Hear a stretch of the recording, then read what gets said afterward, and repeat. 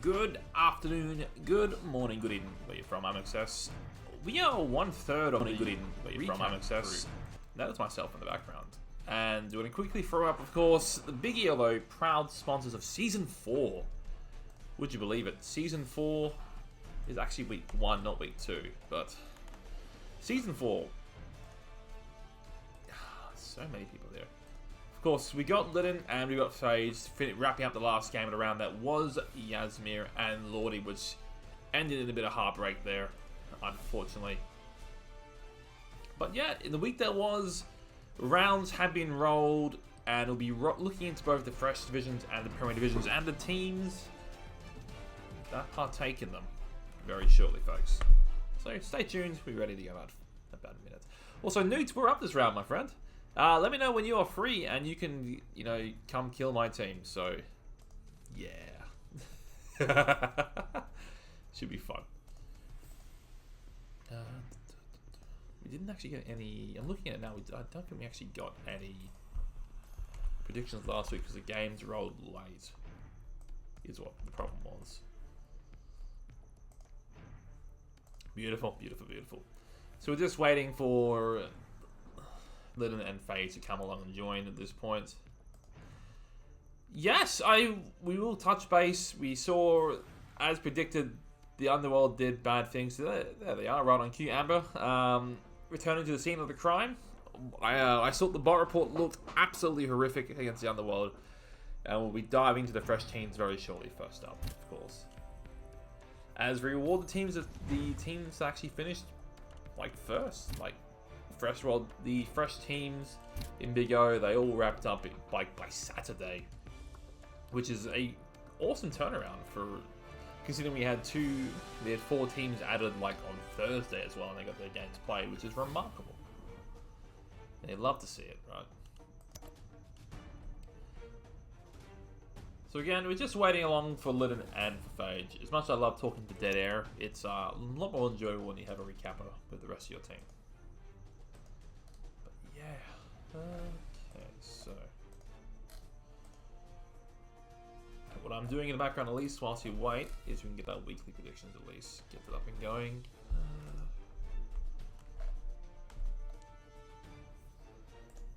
I'm gonna make it this new tab here.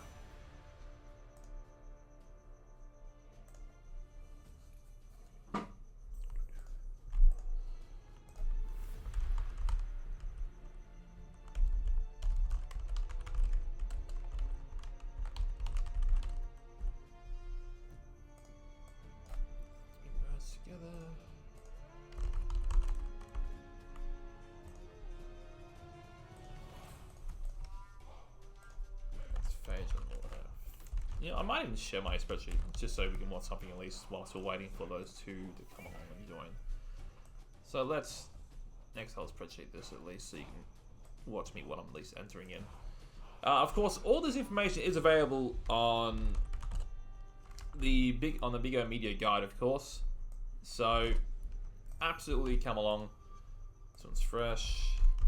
So we have the games down to the side here. So we have the games along here. Actually, what I'll do is separate the two here. We can have the round games there. So games. So we can see them all in a row like this. And I can get rid of the middle row like that. Premier games. And then we can do the same thing for Fresh Comp. It's just here. Fresh. And then our Phage the Rage of 13. And it's Litten who's beaten Phage, of course. How are you doing, mate? Good. How are you?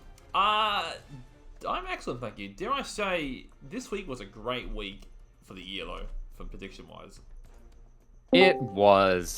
The only ones screwing it up were the meme lords of Sir Stebstar and the Nonna.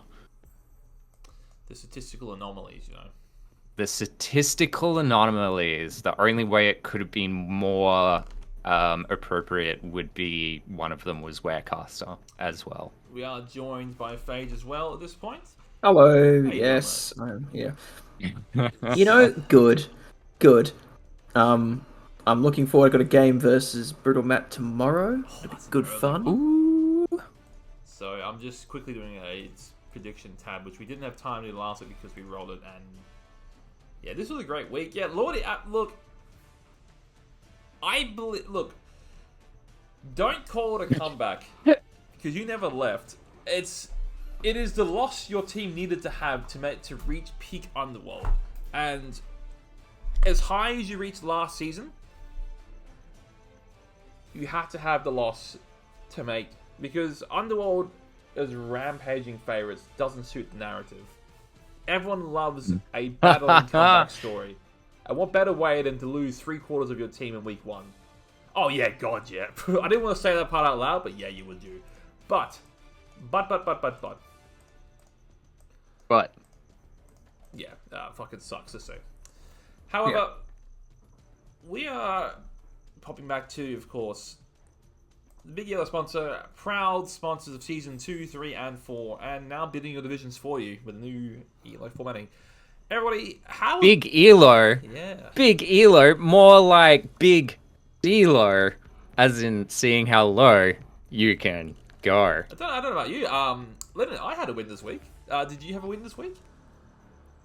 Yeah, I had a win this week. Excellent. Phage, how did you go? No, I did not have a win. Sorry, it was a loaded question and a low blow. Damn it. I had to fight Striking's freaking. Yeah, I'm not bitter from the Euro tournament at all in the slightest. Don't get me wrong, but no. Have we ever had a week where all three of us have won? I mean, given I barely won anything last season, probably not. I think it would have been like a magical week. Me and FaZe both won, because season 2 was competitive and I didn't drop many games. Yeah, you finished almost just out of playoffs too. So there must have been a week or just something. out. Yeah, well, it would have been very close. Yeah, very very close. I'd like to think it's a mathematical impossibility that all three of us have a win. Yeah. Oh, we can keep working on it. You're 690. Wow. Wow. You know, it's great when the TV is almost the same cost as your own, and you're not playing as a stunty team as well. That's fantastic. Although this might be the week that Uno actually qualifies as a stunty team. Yeah. There are two line rats on the team. Two rats, a blitzer and a they're the trees. I don't know what just the mobile trees, the saplings. Right, so we'll dig into the fresh divisions, of course, because I mentioned before, as the start of or top of the cast, that they played all their games by Saturday morning, and with the disadvantage of having a whole new group added on Thursday, which is remarkable. So, Division Big O Fresh 1. Let's have a quick look. This is our stunty group, I think, which did not disappoint. Of course, we had Amber doing bad things to Amon's Underworld, and Mr. Monster and Boomer, the draw that... Oh, what a game that was to watch back. If you haven't seen it, who was it, FaZe or Lennon? Who picked that one up? Amon versus Hikari? Hikari did. No, I mean the other one, the stunty one. Because I know who Oh, Boomer Monster? Yes. I think... Well, that was me and Phage. I don't know remember who streamed it, but it was both of us. You were definitely casting it, because my first one was me and Brutal Matt this season. So it's definitely you. So it's on my channel. Boomer, soon to be on the 100%. Big O YouTube. Oh, Boomer, I'm sure, but the same thing applies that it would have been every other team would have gone differently if they had their goal from Greenhorn as well. It goes for all of the 60 coaches in Greenhorn. Yeah. So it goes. And in fairness, fantastic game. Very very back and forward. It was good. It was very good. So with Twitch is being a pain to me, and they changed the rules saying before you could have unlimited. You'd say I can't. Some lost more for certain. But I can't. I'm not throwing a net over it. It's a blanket rule. Other coaches also read the rules. We've been over this, homie. It was always going to happen. I'm just trying to be about it, but yes, it is in the rules. But yes, there's nothing because Twitch is not allowing me to highlight games. That's like, because they added a new 100-hour limit, and of course I've been casting for 3.5 actual years rather than seasons. I've got a lot of save VODs in here, so I've got to try and get under there. And then I said, bugger it, I'm just going to export this to make a YouTube channel, and we got a big media group has a YouTube channel made. There's nothing on it yet, so the hope is we'll get it all exported to there instead of having to deal with this nonsense. Sending some there tonight, hopefully. So, nice. Yeah. Anno, looking at the teams, of course, that survived. We'll look at alphabetical. Actually, we'll go for the actual winner of the round. We'll go who can't wait first. The Norse, big result there. Smashed 7 casualties, endured on the underworld, so 4 inflicted. You see Blodge on the Valkyrie, Mighty Blow on the Berserker, which surprised didn't have more. Is missing a lineman, and both ults of block is incredible. It is real. Actually, I just saw both ults having block. It's disgusting, and I hate it. Yeah. God damn. But yeah, even the other Berserker close to its first level, even the other Valkyrie close to close to dodge as well, block. But I'm not sure how you really build those. I'm not too familiar with the new Norse, but Phage, how are you feeling at this point? It's a nasty Norse team. It's in a pretty strong comp. It is expensive compared to the rest of them. Yeah. So, interesting thing about this Norse team is it's got both the Berserkers on it. I noticed a lot of the other Norse teams seem to skip them. I think this is the only team with Berserkers on it. Yeah. If I'm not mistaken. We'll find out. There's plenty of other Norse in the comp, luckily for us. Quite popular. Yeah. But, in terms of early development, I know it's all the Greenhorn team, but having both block wolves is so strong in this page. Yeah. It's strength 4 block. It's a hell of a drug. And 4 frenzy pieces as well. You have the Mighty Blow. You have the bench. A 2-player bench is a lot. Because I know Norse are a glass cannon, but boy. Now, love to see, yeah. Frenzy is fun. Yeah. But Frenzy's fun, but you're also in a stunty division for the moment. Listen, take every opportunity you can get for these 3 games, because coming out of this division with a stacked, absolutely stacked Norse team will set you up so well for the rest of the season. Oh, and it's an amazing opportunity. I love the No Yeti as well. Oh, yes. There you go. Side note, again, speaking of weird results, both Zons losing this week, both Blackhawks winning this week too. Yeah, who could have seen that coming? That's totally out of expectation for just about everybody. Well, one's tree, but it's awesome nonetheless. Nonetheless. We'll look at, of course, Boomer now with his goblins there, of course, and again, I'm trying to think of development of this team. I see a Goblin of Lottery there who has enough for a General Seal. Might be saving for a flat-out double instead, or might be saving for a setup. If he's in chat, he can help us out. But again, almost lost a Troll. Did Regen make it better? Because I don't see... the Troll died and then got better, which is... Yeah. Listen, this game was swings and roundabouts. It was crazy. But again... I love how this team is built, because even the randoms fell perfectly too. Sure hands on the Goblin team is a godsend. It's just rerolls you can spend elsewhere. Because again, I know Boomer doesn't like the Pogoer, which is fine. Yeah. You got 70k. Yeah, it will look... Oh yeah, with the Troll died, yeah. But that is the risk, of course.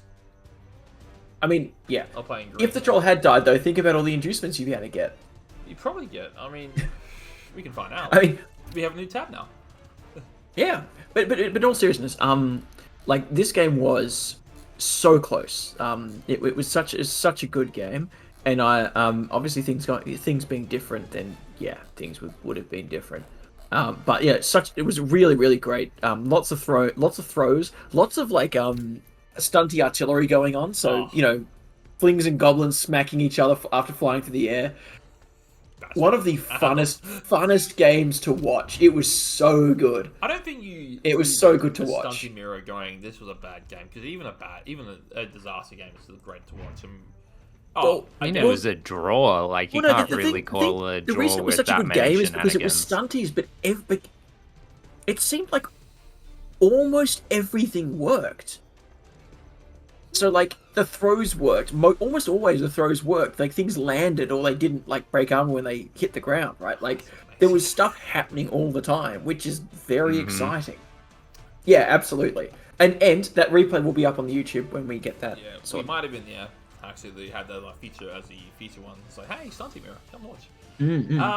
Looking at Mr. Monster's team, of course, currently worth mentioning both Boomer and Mr. Monster undefeated in Big O with their Stunties in Blood Bowl 3. Sample size of 1 was a draw, but okay, we'll take it. Tree has Grab, fantastic. Set up great, good fouls and keeps the other pieces on them. And you've got Darby the Halfling there, who is... I don't know what you're saying. You got a random double if you want it, or you can save up for a stat. I'm not sure how Monster wants to build this team, but... Ooh, someone's gone. It's Phage. Phage is the beard. Yep. Bye, Phage. Bye, Phage. I don't know. If Monster's in chat, he might be able to tell us how he wants to do this, but I mean, other than that, how do you reckon he's... Because, I mean, the dream is what? Just like on stunty tip pieces, random generals are so good because there's no really bad options. Yeah, I think honestly, first player, dirty player, sneaky get, and the rest of them randoms. And yeah, that's it. Because you want a fowler, you want a good fowler, and then you're just going, what bullshit can I make out of cheap random skills? I mean, look. Because again, even stuff like tackles at premium, like the only bad one I say is probably shadowing here. Because even Dauntless, you could find a use for it, right? If you absolutely like, I'm thinking the ones I'm really sad about is probably Frenzy and Shadowing. I'm disappointed, but Frenzy like Dauntless maybe, but the rest of them, oh yeah, exactly. Yeah, I'm spot on. I'm fishing for block. I'm fishing for wrestle. I'm fishing for kick and dirty player. Though I'm loving life on those. And if I find a DP, you think you get every time. And then if not, then that's fine. Really, isn't it? I'd be like, honestly, I'd even go on the side of taking a full DP on your, like saving up for a full price DP, so sneaky get. I know it's 30k. The deep, it's weird because the halflings, they're always cheap though. I know you can, but I still reckon you still fish for the double after a while because there's so many good doubles you can pick up that you don't want to pay full price for. How long do you fish for a double for though? Like before you're regretting not taking it on the first one? Because 12 SP to get there is a long lifespan. I always forget Hefties have passing access, and they passed on 3+ as well. So yeah, that lead is fantastic. I always forget that Hefties have passing access. Because again, now that Stunty doesn't ruin up your passing anymore. It's just like the chameleon skin. I don't know what that is. Never heard of it. Yeah. On the ball, some monster. Breaking my heart, man. And of course, we bring it to Amon, who had a bad encounter with Norse. Unfortunately for them. Armabus on the Skaven Blitzer game 1, less than ideal. It's not great. MNG on the Gutter Runner, so meaning that your two best positionals is less than ideal. That is a niggle on a Snarling. Oh, yeah. Look, if you can get Agi on a Fling, you are absolutely laughing. Also, shout out Yasmin, congratulations on the massive win as well, man. So, big up for that one there. Love to see the humans do well. Even after, and it was a tough redraft as well, but damn, like a 4-0 to start the season against a strong opponent who historically you guys always draw is a statement victory. I mean, you want the movement, but the Agi Stunty is just criminal what you can do. Movement plus now is a little too expensive to be chucking it around on a halfling. It's on one player you can keep it and justify it, but it is a tax. But looking at the Underworld at least, this is a cheap team, but you're missing all the fun players, unfortunately. Yes, you have the Rogue of Steel, who got it casually. The Blitzer got a touch the MVP as well. It's going to be a difficult game too.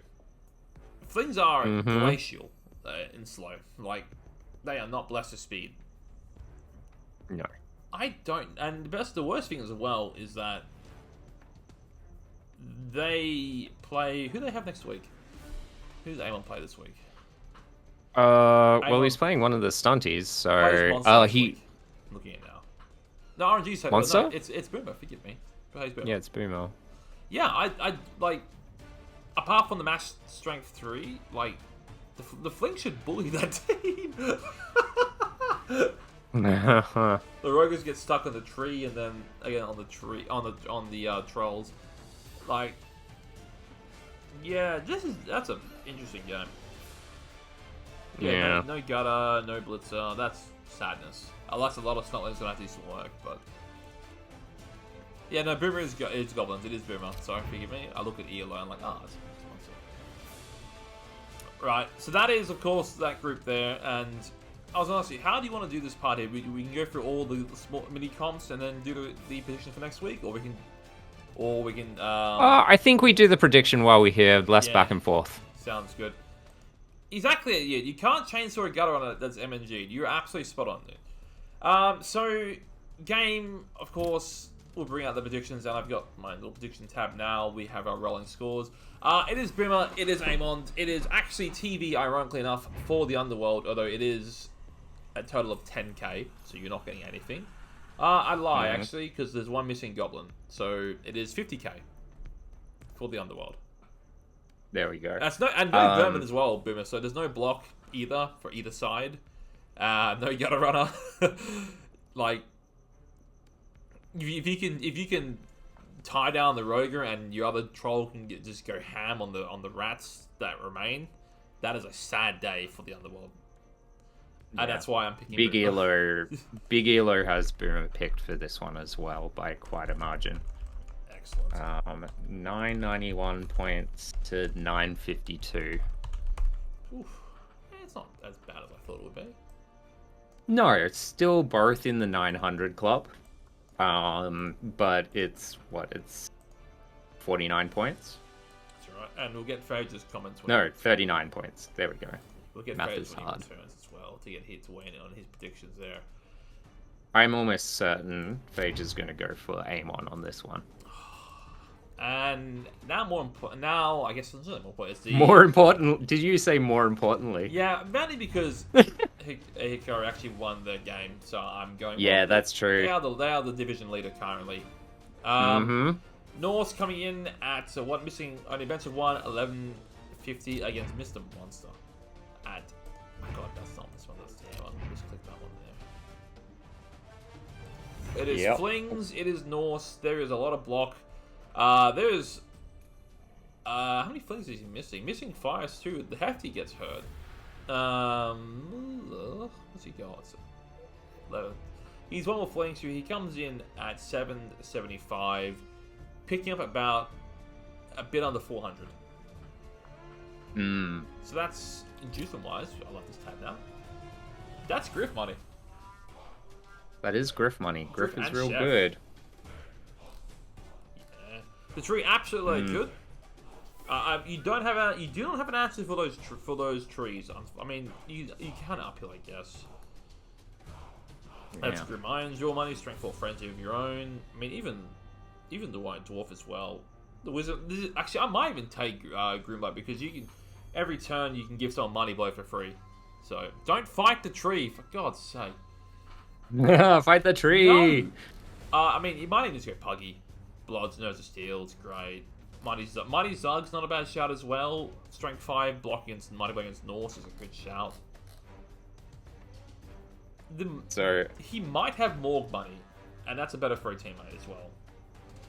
This is potentially a huge upset as opportunity as well. The math here. I think he can't do the Morg dream. Well, we can actually fire and hire players now, so Monster... he needs a loner. That's the problem. Oh, okay. So Monster's not going to be able to jimmy Bad things. news. He is 5k and Amber short of can? Morg. He's 5. Yeah. So Amber can drop 1. Yeah. Fice is 5k short of getting Morg. So Amber can make it hard for him to pick up certain things. If she wants to. Yes, but also, like, if she fires one, it's Ethan Fires is going to and just buy a big bench and be like, okay, you have no Monster. bench now. Yeah, I'm sorry. I keep saying Fires. I said Monster can buy a big bench. Yeah. Yeah, so the tree, if you have Juggernauts, great, but otherwise that thing ain't moving. Strength 6 stand firm ain't going anywhere. So there are 97 points between these two coaches in ELO, which is really big. Yes. Is this... So this could be a huge upset, and I'm not like it is not out of it's not out of the opportunity. Like it could very much happen, but Big ELO does heavily favor Amber in this situation. I'm also backing Amber. Problem is, not some of the teams that aren't too attached to their rerolls. Like everything's built in. They have sure hand. They have sure. Is that sure hands? Yeah. What's that? That is sure hands, right? Sure hands, No, yes. They don't have sure hands. They catch. Oh, I'm thinking of the other Norse teams have taken sure hands. Yeah, strip ball is what you're looking at there. So they don't have a sure hands piece. So rerolls, if worst case, you still manageable because you have so much reliable block, and a lot of built-ins. But it's fine. Yeah, and also It's fine. Also, the Flings have no answer to strip ball. There's no answer to this piece in particular. Like, Foe Seeker has no counter. What are you doing as strength 3 bloods and strip ball? Not much. Not much. I think the Norse is just going to pulverize his Flings, unfortunately. Yeah, we'll see. Monster does not hold back on the shenanigans, and there's going to be a lot of throws, and there's going to be a lot of flings thrown at a lot of very valuable Norse pieces. Oh, please. I am so keen for this one. Yep. The Forever TV? Yeah, absolutely right. On to 1.2, where we have the two games it was Fires going down to Liam Coulson's Norse, so a big week for Norse. And of course, Coke Guy, more Norse taking down Mad Eye's Orcs there. Welcome back, Phage. Sorry about that. Still good? All good, dude. That's all right. Quick prediction-wise, who have you got this week? It's Boomer versus no Gutterana, no Blitzer Underworld. Cool. I think I might go Boomer on that one. And it's Amber's Norse versus Monsters Flings. Amber. Okay. There we go. Board. This is an ominous sign of a real agreeing on something. Oh god. Oh, no. I'm sorry. Curses abound. It's alright. Now, see, I had it on for because I was waiting for them to join midstream. I'm like, I want to make sure I can hear them when they pop in, so I'm not talking to myself randomly. So now I can turn it back, stream mode back on to now. Excellent. Does not want to miss our beautiful voices. No, of course not. So, again, we'll look at the results first. So, Mr. Liam Coulson with the Norse. Big week win on a very disgusting... Another gross Norse team. And only has one awful block, but it does have a Yeti with Mighty Blow. The Agi lad, who is disgusting, is on the way. Has a wrestle Valkyrie too. Is that a rad? Yeah. No, full price. This was this is the team I was thinking of when I said there's no blitzers, no berserkers on it. Yes, but he does have a bigger one in the Yeti. Also, note the strip ball Dauntless, but he North Lineman. That's a fantastic random combination. Not terrible. Yeah. This is the team that made me sit there and go, what the hell are Valkyries supposed to be? Because they are catchers, they're catchers, throwers, and sackers all in one. They're like exactly what the runners used to be. Except, yes, they're that's exceptional. fair. They are so good. But they mixed the thrower and the runner together. Yeah, as they should. And then also gave the runner. The runner didn't have catch though; it had block and dauntless. It had catch. Didn't it? No, it had catch. Okay. It was dauntless block and catch, and then the problem was the Norse throwers was terrible. Yeah, the North Star was terrible. So they merged it and made it pricey. Liam, I don't know. You might be right. But anyway, it's a sick team. I love it. I know preseason wise we had him as a team to beat. I think. Recaps. Preseason wise, we had Liam. Yeah, Liam was the odds-on favorite this season. At this point. So yeah. Anyway, we'll look at Fires' Zons. God, that's what we played there. The Kamori Prowlers had a rough matchup. It was, again, had a great Greenhorn there, and has has 3 bloods early on, but didn't do them too good this week, unfortunately. North found all the pals, and they're both down, so you can want. There's a lot of random strip roll being random in this division, and I love it, because no one has any show hands yet, which is great. Yep. No, fantastic. Doesn't barely passes. God, that's, gross. But I mean, the team still looks great. Like, you still have, of course, the thrower has nothing yet. Of course, the one many Richard Passmores in Big O. Soon to be murdered. You wish. Ulico, of course, it looks like a random MVP getting close to block, so both strength 4 blockers will have block, which is absolutely filth. And yeah, and then they'll get guard, and then they'll be sitting there on are they strength blodge guard. They are strength. Blodge guard defensive. Strength 4. Oh my god. These are. At least these ones don't get like passing or anything like that. Which is fine. I mean, they still get strength. It's just so gross. Seven alignment as well, but I mean they don't develop as quickly. Okay, who gave Zon's moving 7? But I mean, Fires will bounce back. I mean, he happened to play the team we thought we were going to win the comp was. And on to more Norse, of course. Coke Guy and dominate as Orcs, rerolls into Norse and dominates again. A different team, no Berserker, but it does have a Mighty Blow lineman instead. There you go. Modern problems require modern problem solutions. Yeah, exactly, because you had the built-in passing catch, just picking the ball up the first time sucks, which is what you commit the rerolls for, but you want TV efficient, you've got both Wolves, you have both Valkyries, a whole bunch of is that a random mighty? You're right, it is a random mighty blow. It is. Oh, that's hideous. Oh. Yeah, also, no Berserkers here either. Yeah. I mean, it is literally, Feed Under Screams is an accurate name for a random mighty blow. Yeah. But yeah, surprised to see no beer pigs, but God, what a gross team. Even Bloods in the first Valkyrie, so you can just feed the second one now. I'm looking forward to when these North start playing out, hopefully sooner than later. Yeah. North start eliminating each other from the competition. It's Big O tradition, man. And of course, Mad-Eye with the Orcs, first team with the game with the Orcs, ran into a nasty Norse team. Has a block Biggin, which is a fantastic result. Is this sort of like Greenhorn? Yeah, it was a Greenhorn team. You got Lyman with SCP, Blitzers are all well. So again, we discussed this in preseason as well, that like this team looks like it's gonna hit like 1 or 2 games is just gonna get a spade of levels all at once rather than one at a time at this point, because it's all really well rounded. And then you're gonna have a game or two where the guard all comes online, a lot more block comes online as well, and it's just gonna be an ugly situation for who's playing them. Plus as well, Apo has been purchased and has got a bench of 1, but no third reroll is pretty painful without the thrower. Yeah. So you're at the mercy of those 1 and 9s early on, and 2 rerolls on a slow team. It's pretty hefty.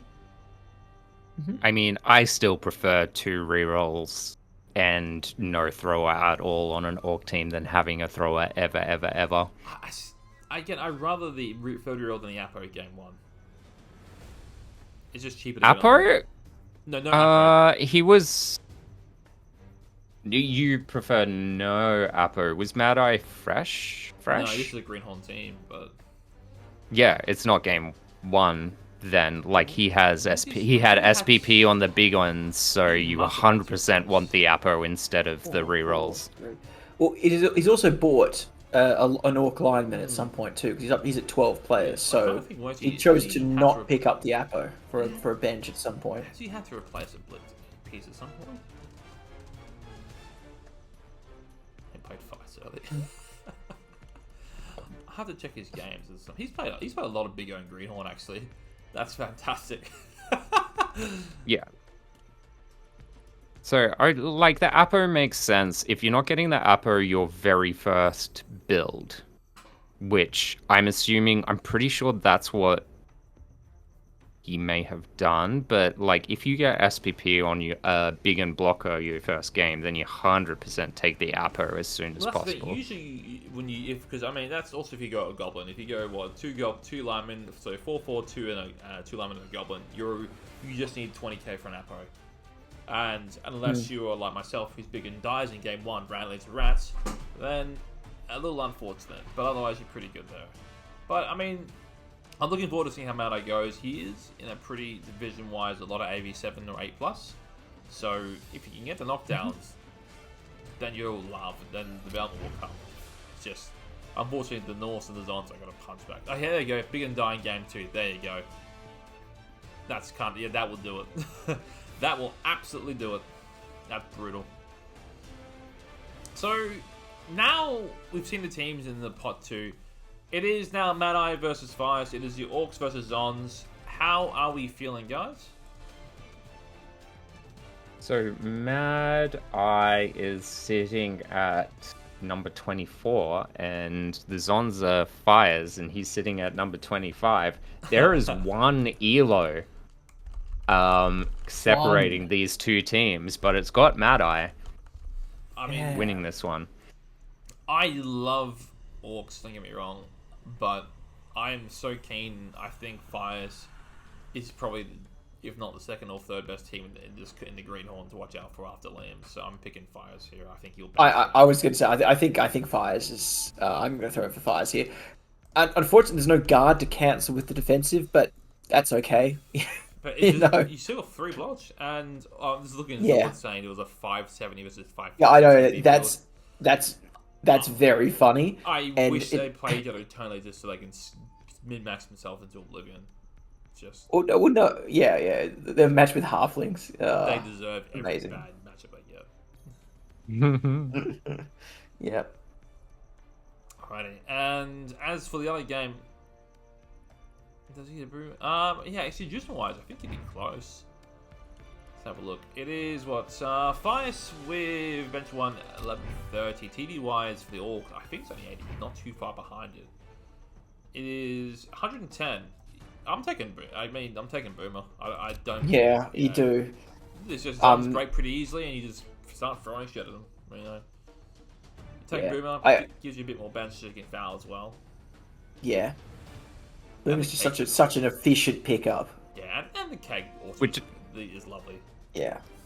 We're talking Bomber here, right? Bomber, sorry, yeah. Yeah, Bomber dribbles not, yeah. Yeah. I keep saying Boomer.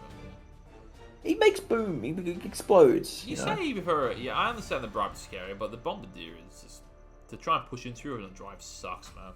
It's so bad.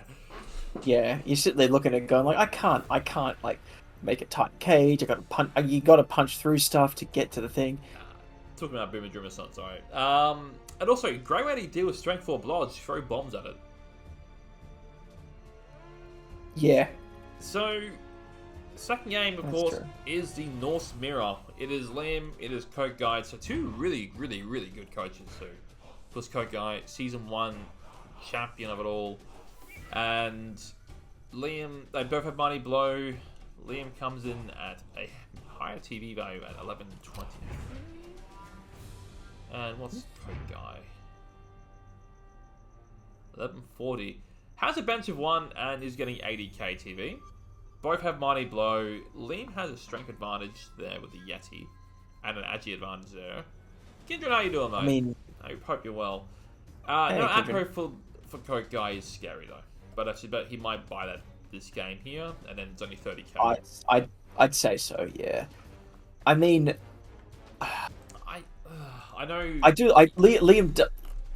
Liam has the Agi Valk and the Yeti, right? With Mighty Blow. Yes. I do like that a lot.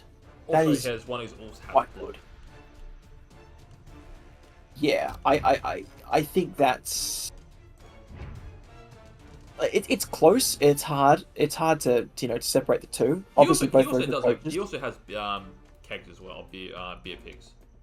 Yeah. So he does have. And Liam has. They both have a bench of 1, although 2 of the hit Liam's. 2 of those are beer picks, so they are going to be a bit softer targets. I'm picking Liam purely on the back of Valkyrie shenanigans. However, this could easily be a draw, but I don't pick draws. He gets 80k, but he might pick up an Apple as well. Yeah, I know. I was just saying, you have a bench of 1, but two of those players are beer balls at this point, so they're not really players. That makes sense. Yeah, they're there to give assists and also have things stand back up again. Like, you're not really trying to get them anywhere close to the line because they're armor 6+, which is. And Kokai does have the only Bloods player on the pitch as well. And no tackle, but also he's strip ball. So he's got a pull out tackle. Lennon, I've got a good feeling how ELO is going to see this one. I mean, yeah. ELO is picking Kokai for this straight up, which is the official stance.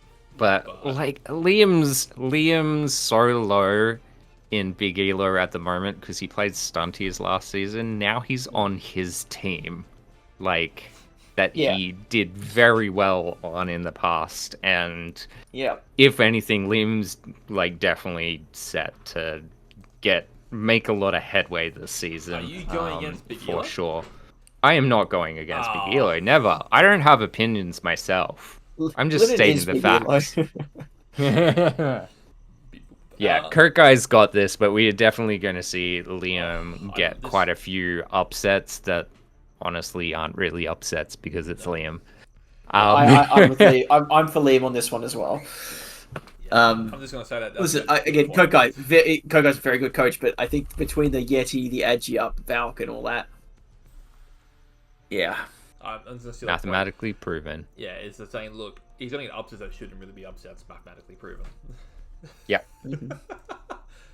Alrighty, on to First Division, on to Group 3 of the First Division. Where are we? Bam. So next pot of 4 teams. This is the last of our Greenhorn coaches. It is a pretty big group. We're Caster, Tree, Beebernut, and Aussie Vikinger. So we're Caster the Dwarves, giving the return party for Aussie Vikinger. A little bit cruel, but again, for Aussie, no more Dwarves, so the season feels pretty damn good. And off the back of that, there is a guard lineman. And guard liner. Yeah, and that's is that an MNG or a niggle? It is an MNG, that's fine. But yeah, other than that, has Yapo, has the results all done. And yeah, as for Aussie, of course, taking a quick look at it. This is our Greenhorn one, actually. This is our non-Greenhorn, sorry. That was... Oh, because you know what? It swapped weeks around, that's why.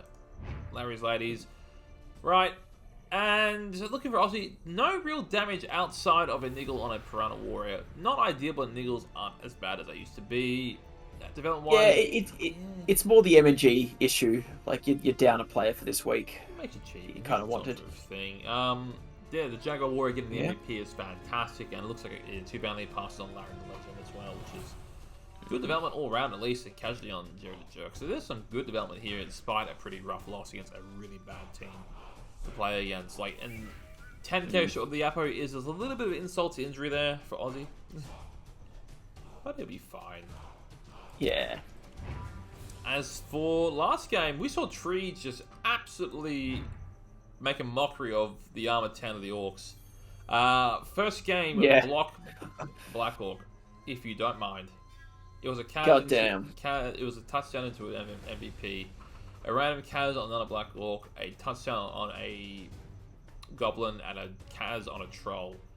So, one of the biggest hurdles overcame. You now have a reliable block option every turn, at least, on a Black Orc team. After 1 game, and you've only got the cash for two reroll for a while now. He's still 115k short of the 3rd reroll, but has Yapo at least? Yeah. No. Amazing. Yeah, I know. I'm mildly mad, but also as a sample going, this is fun. I'm impressed. Just impressed. Like, oh yeah, look. Wow. I think the last coaches I know that played Black Orcs was Tree. It's Tree, Toast Guy, and the Viking Cop, and they are all really, really fucking good coaches, to put it bluntly. Yeah. Mind the language, but yeah, they are all exceptional. I mean, Tree champion and also runner-up, and then obviously Toast Guy multiple time runner-up the Super Bowl themselves. Yeah. Hey, she might beat your record with them in 2 games, Fires. Oh my god. Yeah, nice. Exactly. Yeah. 2 more wins. Okay. Yeah. So it's all Knights. Forgive me. I will butcher your name. Don't forgive me at this point. But yeah. See, but again, it's good for greed blocks at least, right? If once you have block, I suppose. Should have wrestled it? Nah, because then you don't want your movement of 4 lads having to wrestle. That's horrific. No. Yeah, that's why I don't ever take them on lizards, even movement 6. It sucks when they're your pieces you need to stand up blocking off the field. It's why I take block on my bodyguards that already have wrestle, just so they don't fall down as much. And as well, lizards are just so immobile as well. I'm so keen to see how they go. But of course, looking at people out, left the lizards last season because they were cursed, and I'm having a bad feeling about the orcs early on. No perms, which is again unlike the lizards last season. No perms early on. No has the money for an Apo, has a big an MVP. So again, if for a nothing game, the big MVP is a great consolation prize at least. Yeah. Yeah. Also knowing that you don't have to play Tree for the rest of the season unless you make playoffs, which is also a lovely consolation prize. Yeah. Just front end those games, like we'll sort that out later on. Yep. Tree's out of the way. Now we can win some games. Yeah, Let's go. I was like, I'm not playing Tree. Don't have to play Tree. I can play the Dwarves early for the season and one of the 2 Zons. That's, not a bad way to kick off your first, quarter of the season. Because then you can just have a great time. But Beaver will get some developments. He's a great coach. He just needs a good runner that isn't Tree. So now, it is the Black Orcs versus Dwarves, Tree versus Werecaster. Now, interesting. It's the Dwarves should eat the Goblins, but there's a decisive strength advantage here. And the one thing that Dwarves do not like is a strength advantage. That said, mass block, 2 rerolls, so if the Biggins don't play ball, it is a sad time.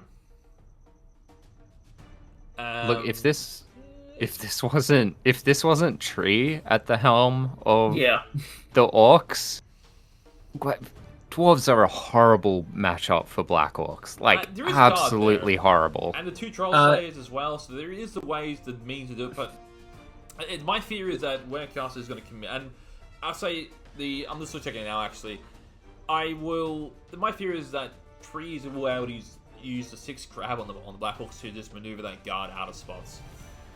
Because there's no other supporting guard for it. So the one guard is nice, but it won't support as much. It's going to be nice for Werecaster's turn, not nice for...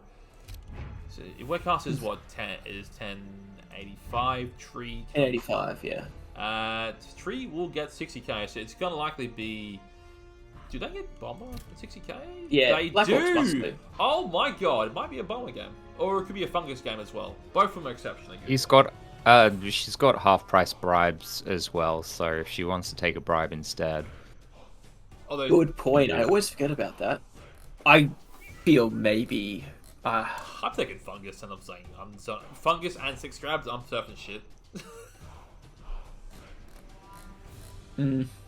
I don't know, but I might. Yeah, it might just be a half-price bribe.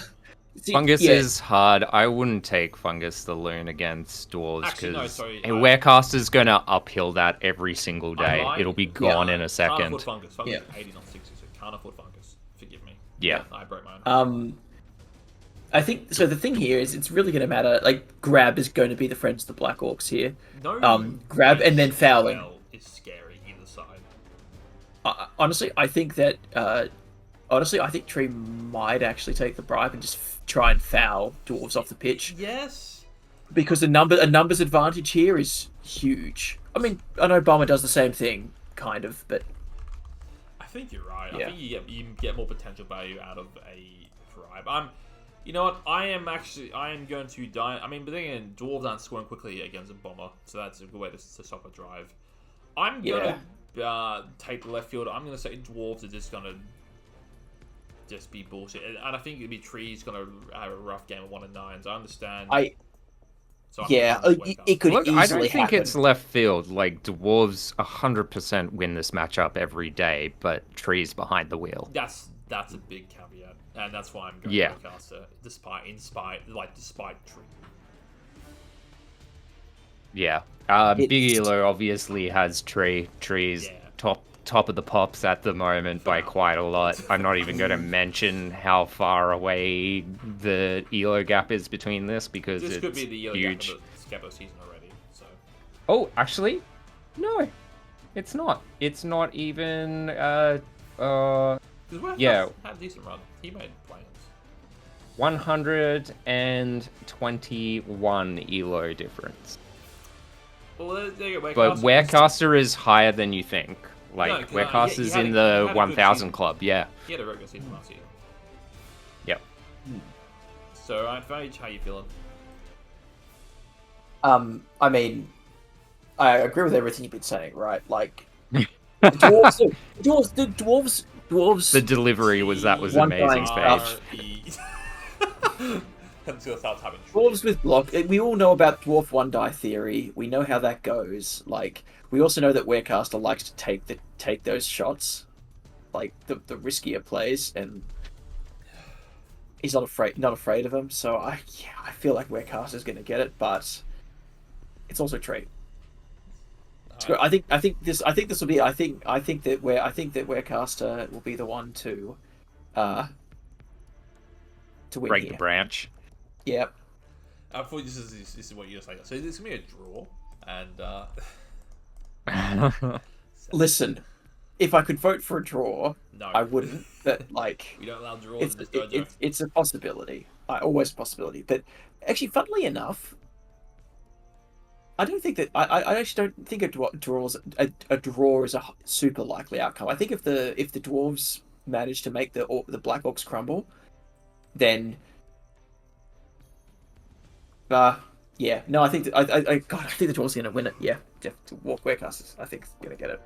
Alrighty, and second game, of course, it is Aussie Vikings. The Larry's Ladies stands a block coming in at 870 TV without a warrior this week, or an Apo, playing against Beaver Nuts Orcs who have enough money for an Apo. If they buy an Apo, if it wants to load, 150, and the Zons need a player, so it would be, so what's the 930? 120k for the Zons. I actually really like this for the Zons. Yeah? Elo likes BB Nut. Yeah, I mean, what do you get for 120 at Zons? Oh, you get 30 player. This is a 30 player skink. What? Stinky, get that. It's Richard. Yeah, dribble and droll. Look at this. So they come together. Look at their special power. Oh my god. Is it 30 player plus 2? Yeah, they're dirty player plus 2 as long as they're both standing. Plus 2. Mm-hmm. Well, no, they're really good. The only reason I've never taken them is my lizards have never been that far the underdog. But so how far behind are they actually 210 behind? No, they're 120. Oh, then they can't take those two. No, I'm just looking at it now because I'm like, that's cool. All I saw was 30 player sneaky again. I'm like, oh! And then I saw it, then they're like, oh my god, it's a plus 2 sneaky dirty player. Mm-hmm. Yeah, they're really, really good, and I'm sad I've never been able to use them. No, TV-wise, no star player inducements. You're a bit short. Unfortunately, the cheapest one you could have gone for would have been Helmet, but you're 20k short, unfortunately. So it might be a bribe. I don't think it's a bribe. It might just be... What do you take against Orcs? I don't know. Maybe a babe. Biased riff, I don't know. Nah, you can take a couple of babes and Bugman? Yeah, Kegs. Bugman's an interesting one. Is he still bugged, though? Who was Joseph Bugman? He's new. You probably haven't seen him much because there's been a bunch of bugs and he hasn't been working properly. Say it ain't so. Yeah, Bugman bugged. He's bad. I don't know what stats Joseph Bugman has, so... I mean, I don't think it matters. At this point, it's just insurance on a bad KO roll. So he's on a body at that point. Yeah. He's also is actually a body, so like he does the reroll on the KO and he goes on the pitch. Yeah, which is exactly it. So he's like a double. Oh well, that's not too bad then. Yeah. 400. I But mean, you only get the reroll if you roll a 1 on the KO though. That's the thing. but also if you can't set 11 players, he enters the pitch for one drive. Yeah. Which is so it's kind of like a cheap extra thing, but he's an old world blitzer. Yeah, you get that in 2 kegs and you're golden, right? That sounds fine. Yeah, but he's currently bugged. Again, Aussie probably just takes maybe a bribe or maybe double. I'm picking the Orcs purely because, I mean, there's a lot of dodge, but also there's no block on this team, which is scary too. Yeah. No block is definitely rough. But I choose to believe that Aussie can do this purely because dodge everywhere. He's going to be annoying until it works. Fair enough.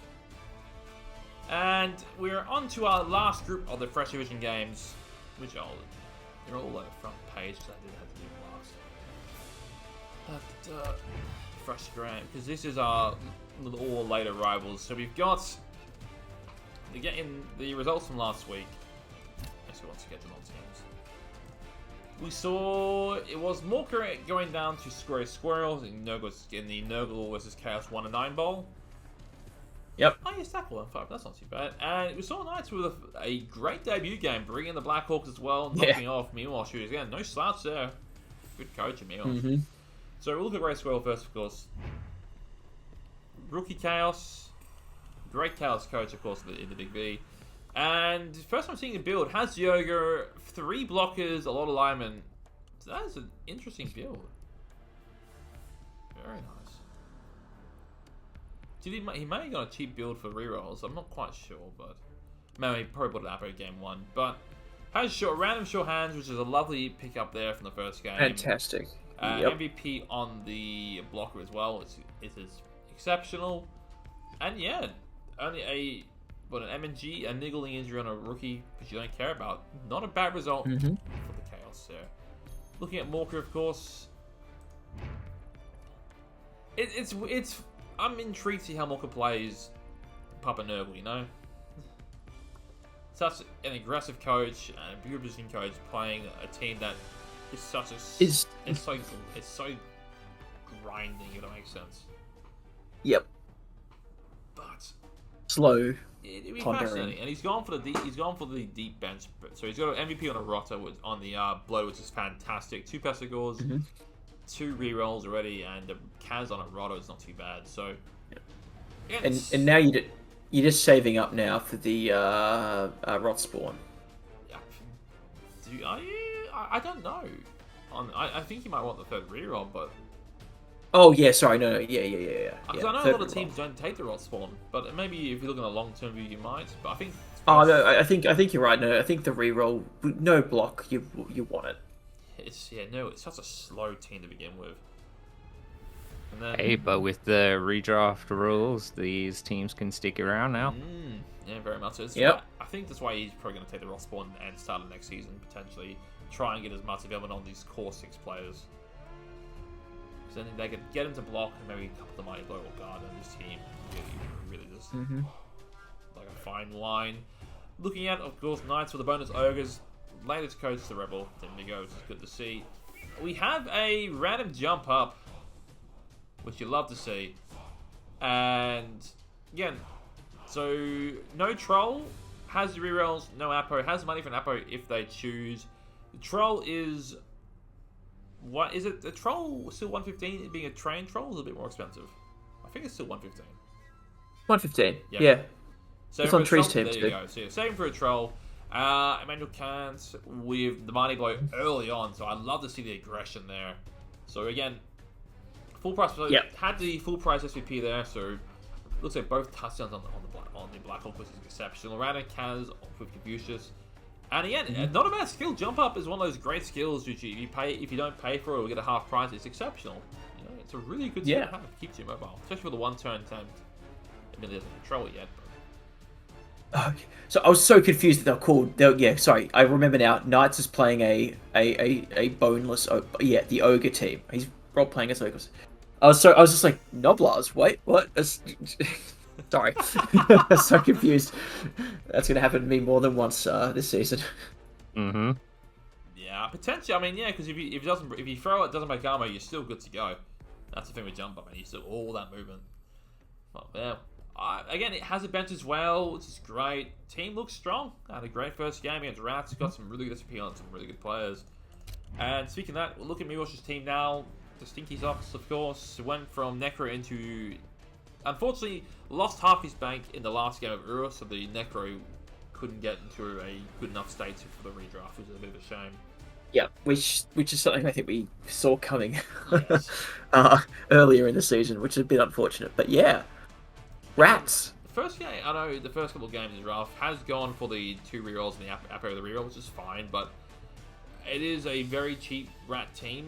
But the problem is that without the Rogue early on, you do lack that punching power, and you are victim to heavy strength teams like the big ones, especially when you lose players early on. Like, I mean, before Gunners, you will make things happen. Juice and Rats, you know, this week is only 930 for the 2M. Actually, is it? It's only 880 actually, because he's got a bench of 1. So, very cheap team. And has a block piece, has to get on with SP. So when these top 6 start developing, this team is going to be disgustingly good. Yeah. Hands of a very good coach. So now looking at the games of the round that was coming up, we've got Morka versus Knights. It is more Big Bash, Black Orcs versus Nurgle. How do you see it, folks? Well, this is the only coach that Big Elo can't accurately predict because Knights is a new coach. So technically it's for Morka, but with an asterisk. Yeah. But it's only going to be 1 asterisk per week. I am supporting the potential new Big Orc here, and I am gonna say it looks like a Black Orc season for both Tree and Knights, and I think Morka is exceptional, and I think this team is still... It's a bad day when you are outpaced, and we have 2 currently, and you are outstrengthed as well. Is a very sad day for a Nurgle. I was actually going to say, I think that this the Nurgle are one of the teams that can actually match the Black Orcs on strength-wise. They don't have their troll yet. This is true, and they do blitz a strength 4 as well for most of their team. So, and also they don't have the goblins. I mean, yes, like the dodge is a pain in the ass, absolutely. They do have strength 3 linemen. I think I'm going to go for Morka. Fair enough. This game feels like it's going to be a grind, but I'm looking forward to it in a morbid sense.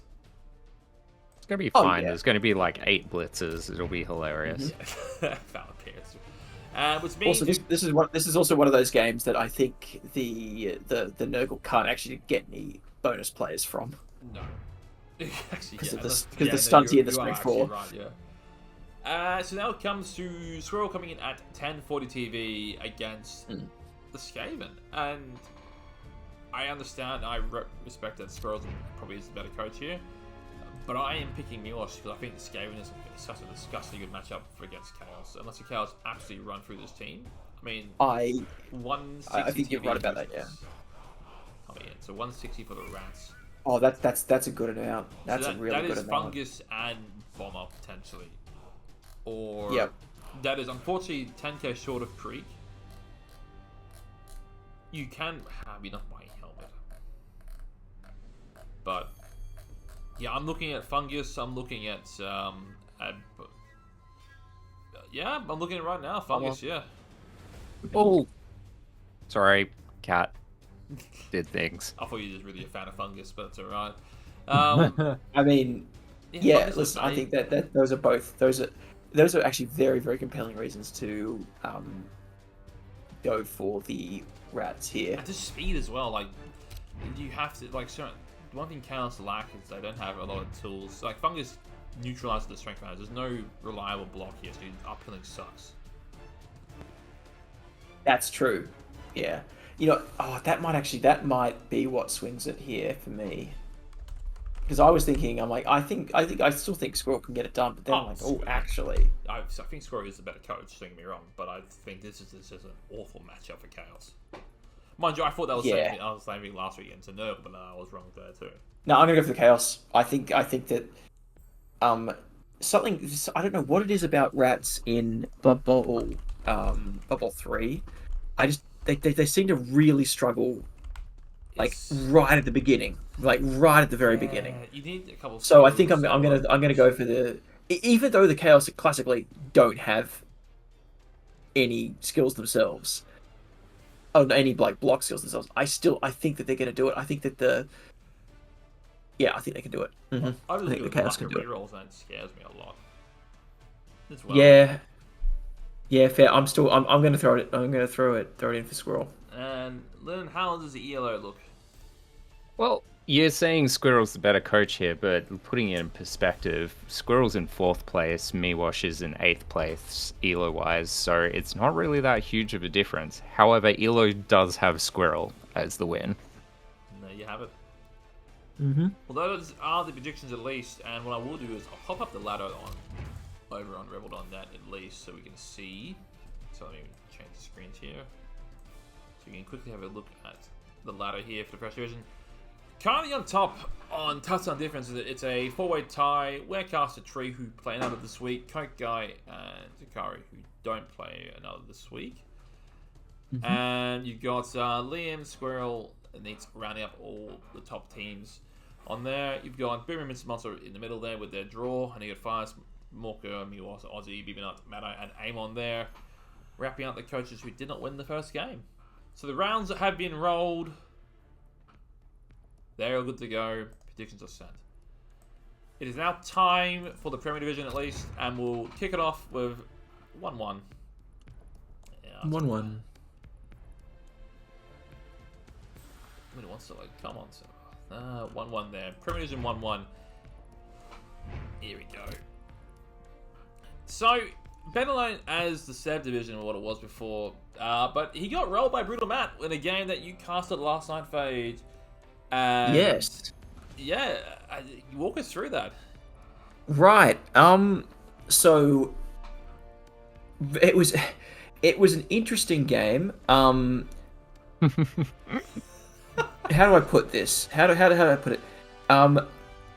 Seb fell victim in the first half to something that I haven't had happen to me a number of times, which is you look at the LOS, go, man, I can do a lot of damage here. You set up on the LOS, then your opponent rolls a blitz against you, runs down the pitch, and just you get stuck with your thrower all the way at the back while the rest of your team is all the way at the front.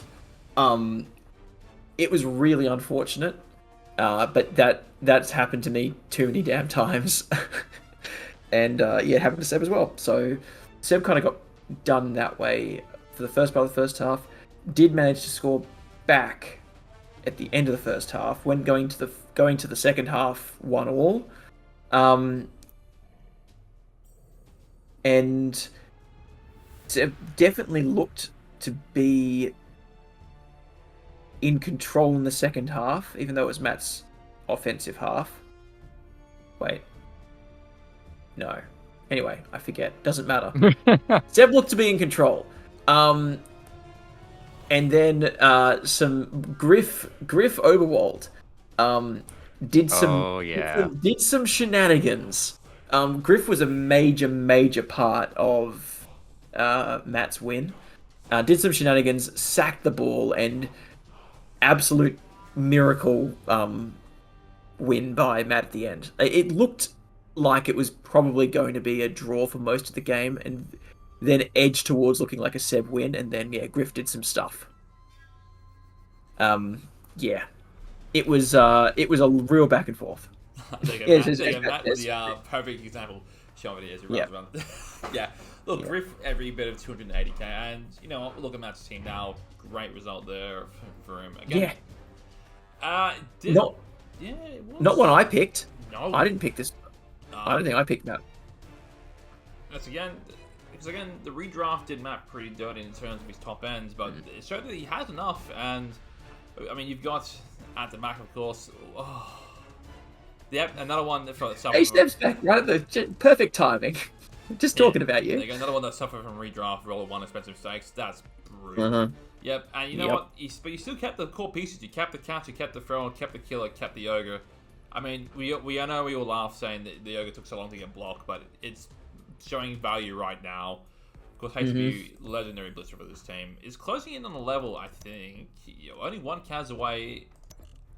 I don't know what you go. I was saying before, maybe break tackle to go along with your dodge, but that might be the way you look at it, honestly. Jugs, there you go, even better shout, yeah. Jugs, yeah. Jugs is. And you've got to also keep on all the blitzers built the same. Doesn't matter what human team they're on. They all end up with the same skills. Yeah, it's like they're good skills. And then a whole crush on. I mean, you can random alignment if you want, but I mean, great result there for bringing them out there. Of course, Seb coming out of this game. Unfortunately, one of his big ones he got KO'd game. But the big result here is there is a lot of development here. The thrower closing on a setup. You've got 2 pending big in levels here, which could be double guard. Yep. What are you looking at, Seb? You're here. Yeah, didn't use my cash on the footer. I think that's right. Yeah, I'd be down available. That's rough. I mean, on the plus side, it doesn't look like it appears to have really hurt for Penny the Thoughts at this point. Only a Kaz away from getting Mighty Blow or Stand Firm at this point, but I mean, this team is monstrously huge. Yep. No skills? Fair enough. Doesn't want to give any more TV up. I mean, the Temptate, yeah, Lordy, you are a goblin, and also you failed the 1 turn too, but we won't talk about that one there. I'm looking at 7 going, being able to go to 7 guard on a team is gross for only 40k feels like a really good investment. But I see your point, because you are at about 15, 30, deep bench. Yep. Yeah. I know, but the team this is still a scary team. It's an edgy down, Boom. It's an edgy down. Yeah, edgy down. He's busted. Yeah. Nah, he's there. But I mean... Yeah. Oh, it's so gross. Yeah. It's just so gross, but I love it. And... who plays in next week? Is it you or is it Striking? No, Striking. Yeah, I might. In that case, I might even take. Yeah, I think he's worried about giving them a roller. Fair enough. I understand that entirely. You can say they guard for Fade. He loves that shit. Actually, yeah. Hey, listen. At this rate, I'm bringing Griff. All right. I worked well last week. Yeah. Listen, as I feel like a high strength team, seeing all this guard with potentially more ready to go when you run into Seb, because it's a win, not an if. How are you feeling? Because I know as an elf team, I look at this and go, "Fuck this! This is awful." That much guard. Look, I ran into a team in playoffs that had that much guard. And they definitely weren't as skilled of a coach as Seb was, and it was a pain in the fucking ass. I like, preface this: they weren't a 2-time Super Bowl champion. They weren't a 2-time full Super Bowl champion. They had the same amount of guard, and it still really sucked. So this team with Seb behind it, it's gonna suck. Yeah. Yep. I know, it's like bigger dwarfs. That's what it is. It's what it is. It's just bigger, quicker dwarves, and it sucks. But yep. Again, you don't play them once unless you make playoffs. Speaking of the game between Phase and Striking, how did that go? I mean, yes, it's I lost the game on my own. I'll be honest. Look, I'm proud of you for being blunt about it. God, it's a long way to go. Yeah. Honestly, it was close to being a 1-all. I just had to try and use running pass. I felt so good about my 2+ passing. I had to try and use running pass, and you better fucking believe it didn't work. Oh no! And this is just post accurate as well, so it was only 2+. Yeah, the 2+. The 2+ part worked. It was the catch that didn't work. Okay, I feel less bad now because I thought that he spooned the pass. That sucks, I guess. No. My strength 4 guy. Oh, your Griff. Failed to catch it. Yeah, my almost Griff. Oh, that's no random size. That's a full price size that he's paid for. Yeah. To be fair, really annoying piece because you go to hit that and you're like, but what if it sidesteps and I'm stuck next to a Mighty Blow Frenzy piece? That sounds like a bad time. Yeah. And because there's Dauntless, you don't even want to hit it with like a high strength piece because it's still going to be next to If you. you're hitting it, you're bringing the foul behind it. If that's assuming you have to knock it down. You have to knock it down. No, Mighty Blow is full price. Because that's a 60. Because you have the rookie one at 95k, and that's 60k more. So they're both are full price selections. Because the double's 40k and the normal's 20. Yeah, you're a good. No, listen. This is a stacked dwarf team. Like, what are you gonna say? It's a really stacked dwarf team, and they got one weird skill, which is the sidestep, which is also really annoying. It's great. I mean, it's really good. Prevention. That's what it is. It also has 2 bench, so like you're protected from so many angles on this one.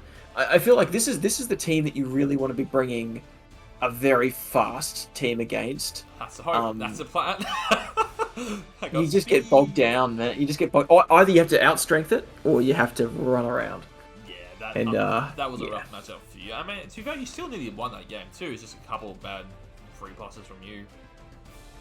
I mean, I also made almost all my dodges, so I mean, I also got out I survived very, very well. I'm not going to cheer for people dodging from. I'm not going to boo people dodging away from dwarves. That's not going to happen. I'm not going to oh, they should have stayed and got hit. No, dwarves suck. For me, it's the 2 blitzers that are the MVP of this team. Guard, Mighty Blow, and Mobile. That's a scary combination on actually 3 pieces, you know. So. Yeah. I mean, team's great. Good hands. Lodge runner. Second one's being built for safety.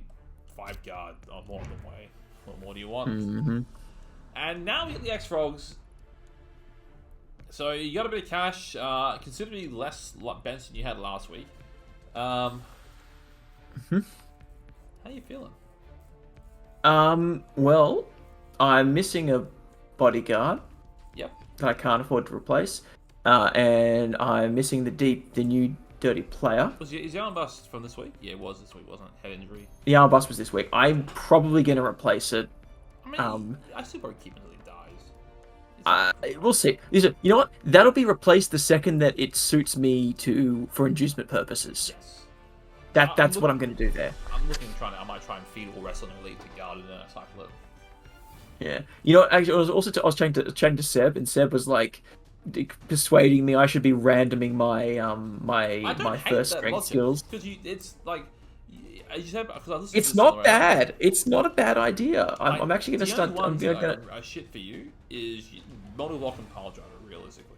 Break tackle's great. And armbar. Yeah. I looked at this. There were 4: pile driver, multiple block, brawler, and armbar. Brawler's bad for you on a 2-die. It's also not even about what's bad. It's about how much money you have to cycle them. If you can cycle them and still keep a good bank going, then there's no reason, even if the chances are bad, to my big issue on that front now is I have lost so many games that I am down to 2 fans, which means that I'm really not getting much cash in. That's the bigger issue. That's fine. I mean, your opponent will make up for that by having good fans. Yeah, thanks, bro. Yeah, exactly. Listen, like I said, I will cycle things that I need that could be cycled when it becomes efficient for me to do so for inducements. Part of the idea this season was getting rid of the ogre and trying to go lower TV was get more efficient, and frankly, the bodyguards do a good enough job being out of the box. Yes. They're nicer with guard, but a little bit. Block is nice, but after that, just I don't even want the mighty blow on that other guy. It's just like, let's just be as efficient as possible and induce griff every game. That's the better plan. Yuck. Of course, this is the second of the past more. This one's legally distinct, of course, but the legacy Soon to be dead. Yeah. Hey, I like my legal protections. So. Yeah, I mean, other than that, of course, still saving for that 3rd reroll, or you actually is it a 3rd reroll, or are you going for the blocker first to cycle potentially? I'm going probably for more linemen. Yeah, that's also a valid point. Yeah, just fill up the bodies. Bench. I've got leader. I have 3 rerolls anyway. I don't need another one really. That's way down the track. More linemen.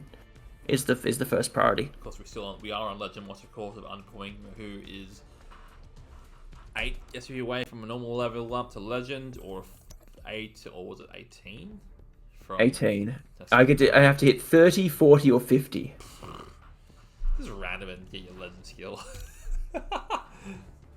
Honestly, but I'm seriously considering like on the secondaries, break tackle or Break tackle is so good. or what do you call what's the passing one? On the ball could be really good. Yeah. With this, if you rendered this, like, because it can get a random primary now, right? Mm-hmm. Yeah. If you random this now, would you be the first legend in Rebel? No, you can random a secondary as well. Okay, someone else already has a legend. There's though, is 2 what other you're legends saying. in Rebel, to my knowledge. There you As go. a no bit, If you were going to be the first one, I would say take it now, take it now, take it now. I would. I'd do it right now. Yeah, Absolutely. Imperial. I think both of them are gutter runners.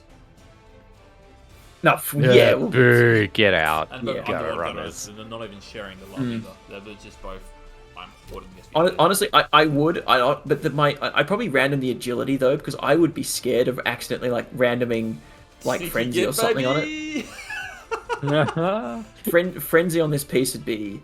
Ooh, I mean, problem is, Yeah, I mean, you're actually right. If you're not in a hurry, get it up to a stat and see what you can get. Yeah.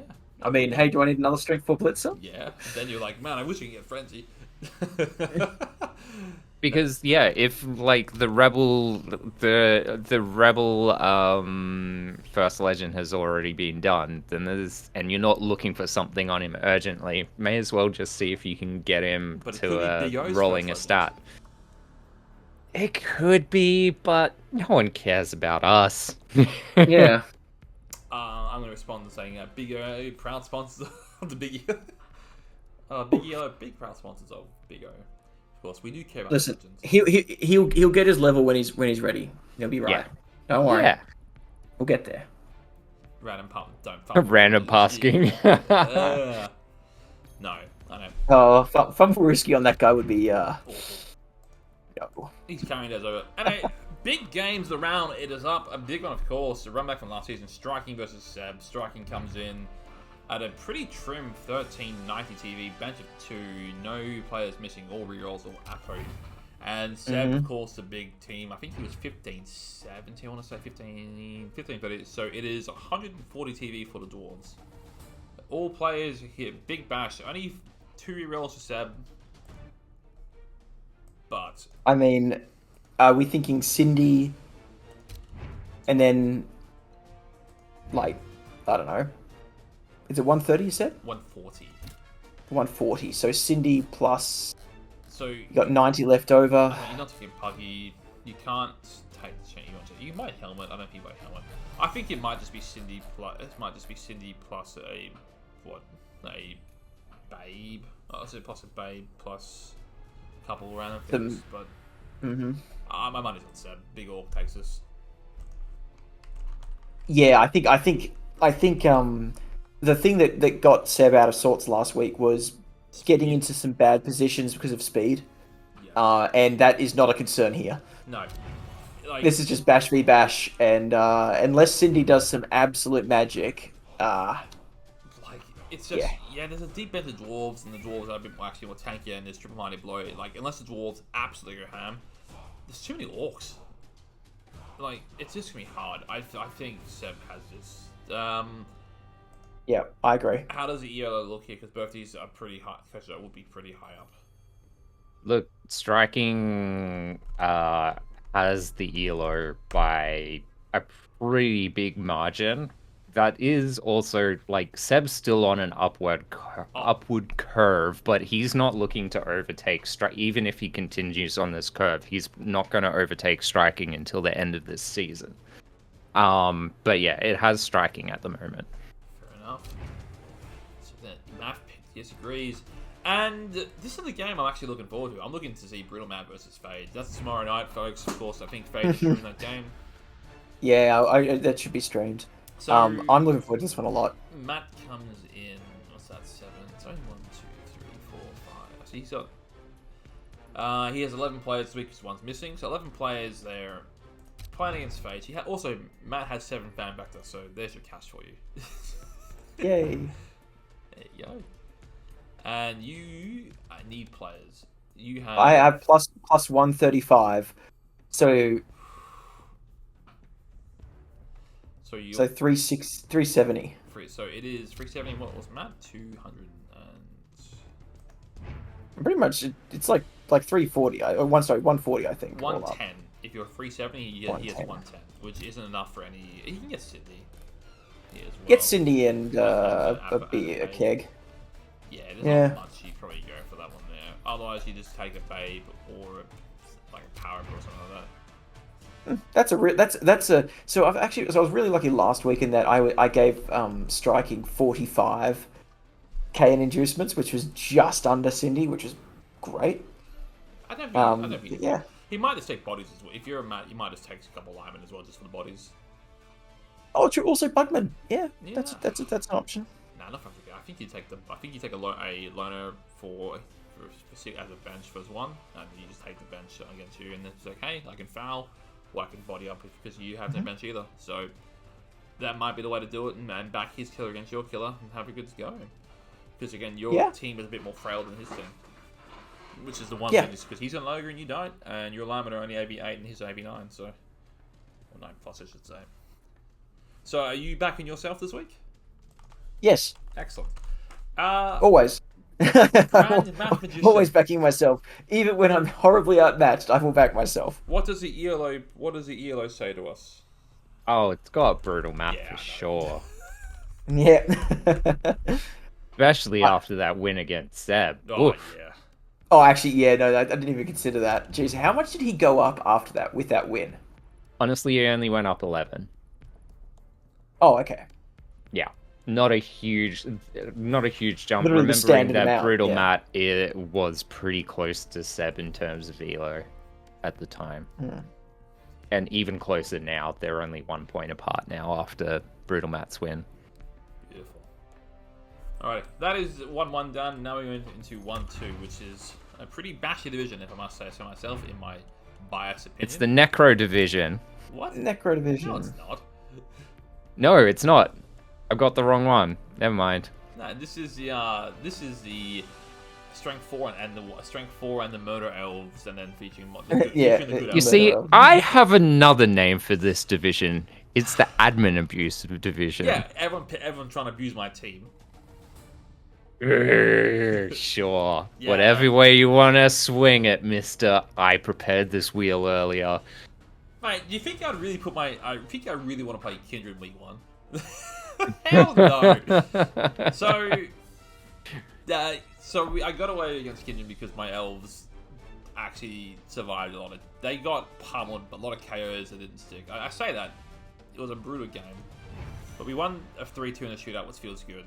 And, look, no perms is great. They're all MNGs. So, unfortunately, Rumble Johnson getting fouled on turn 15 to draw the Apo out. It was a Agi bust into a MNG, which I gladly took. And yeah, other than that, great game for my lads. A random shadowing has an Astrofire for the 3rd time has random shadowing, which makes me very sad. But Vanity Passmore's looking pretty good. He's great. 3 touchdowns last week on his way to a stat up. Yeah, I was going to say gunning for a stat up, right? Yeah.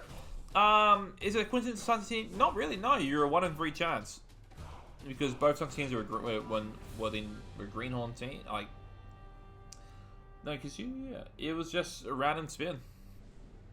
That's why. That's legitimately why I do all the spins on stream, so people can be like, "That's abuse." I'm like, "No, I'll just spin it. I don't care." Yeah, It's just luck of the draw. It could just go through an automatic algorithm and be sorted, but like I know. No, better do it on stream. The more ironclad, no cheating that it looks like, the more suspicious I get access. Yeah, exactly. No, the Mr. Monster's paid a bigger bribe. That's what it was. But bribery in the admins, absolutely not. But no, we're saving up for a setup. I think I only need 18. Is it 18 or 20? So saving up for a setup here. Movement's great, but if there's anything more like Agi, I'll gladly take that. And then the wrestle got dodged, so a blodge, which is great. Teams starting to round out. Talk Richards is got a long way before getting to movement 8. So, yeah. Otherwise, team's nice. It's just expensive because this team with my M&Gs is about almost 40. It's about 14ish, and that's only Momentum 1, which doesn't feel particularly great. No, again, a lot of KOs, and as you'll see now from Kindren's team, of course, which is a scary team. Triple Mighty Blow. Oh, double guard though. That's new. So the Mono did some work. The guard is brand new and painful. Domino is closing. You nearly killed. Yeah, thanks, man. Domino, what are you hoping for? For this runner here, Kindred? Is it because I'm assuming is it are you going for movement 8 or you're hoping for something else here? Because this piece is disgustingly good.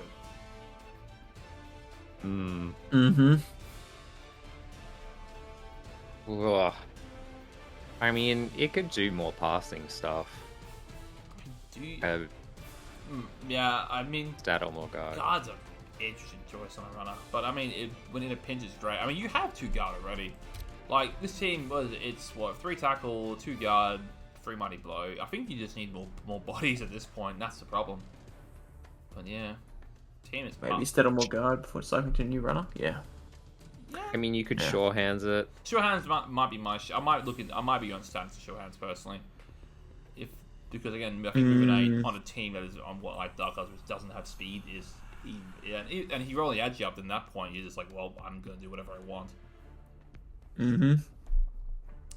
Yeah, it has initially. Dark Elves do have a plus. Their passing on their runner is +3, but so you took the pass and make it a +2 instead, which is so it makes dump off and pass built in disgustingly good.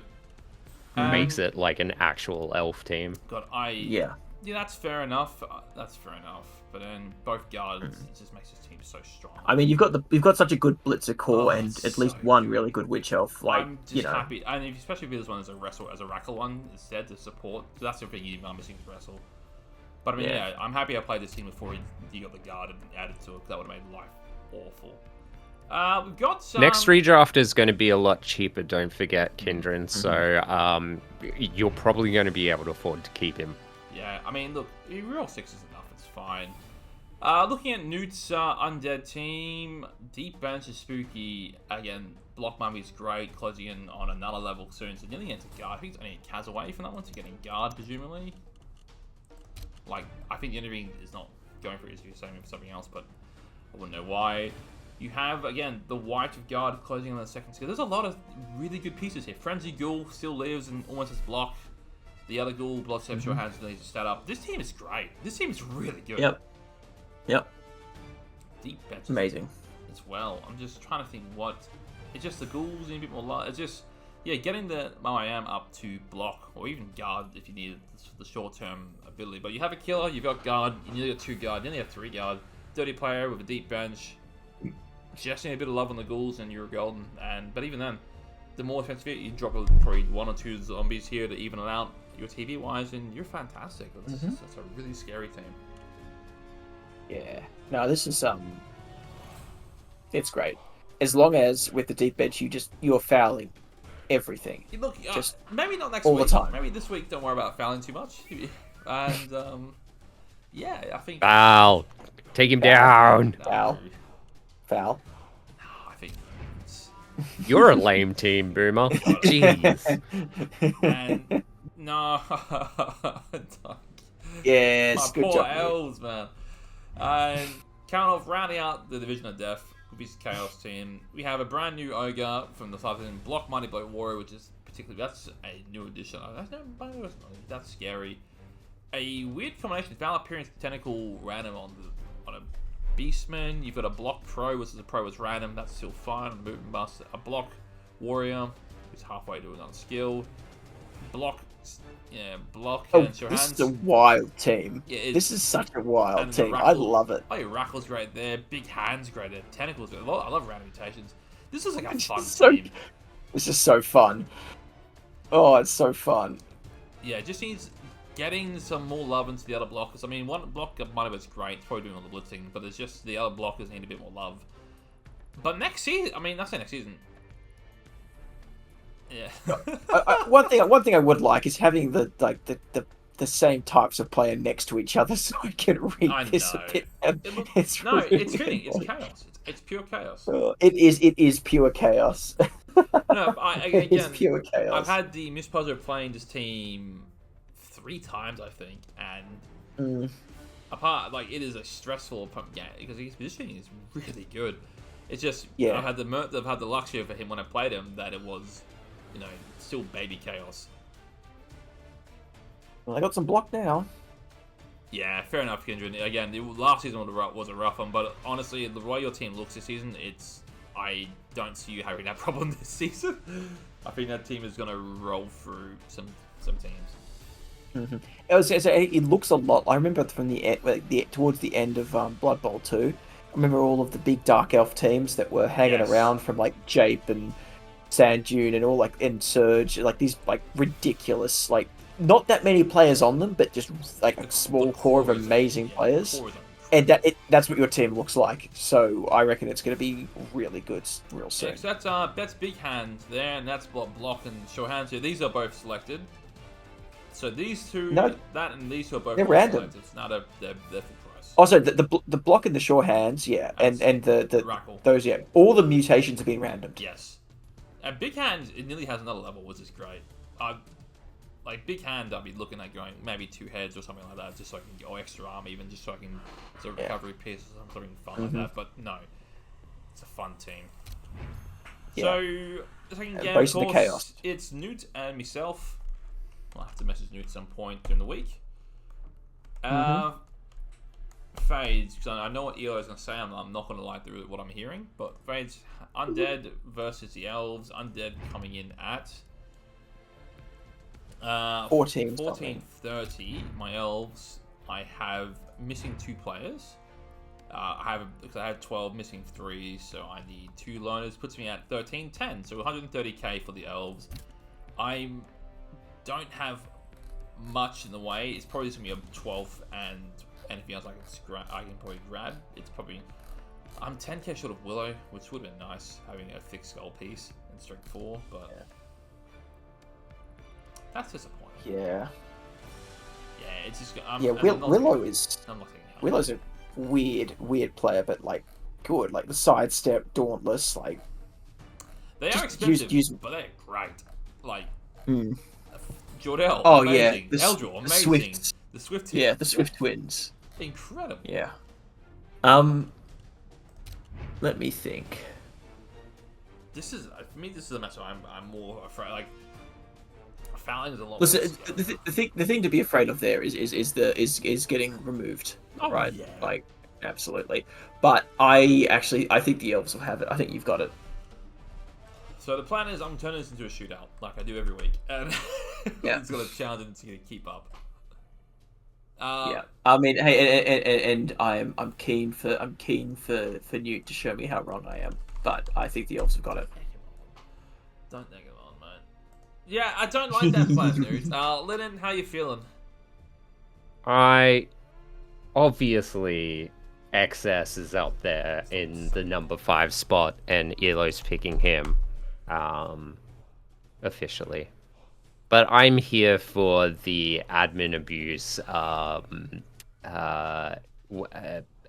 karma to come in the form of Newt.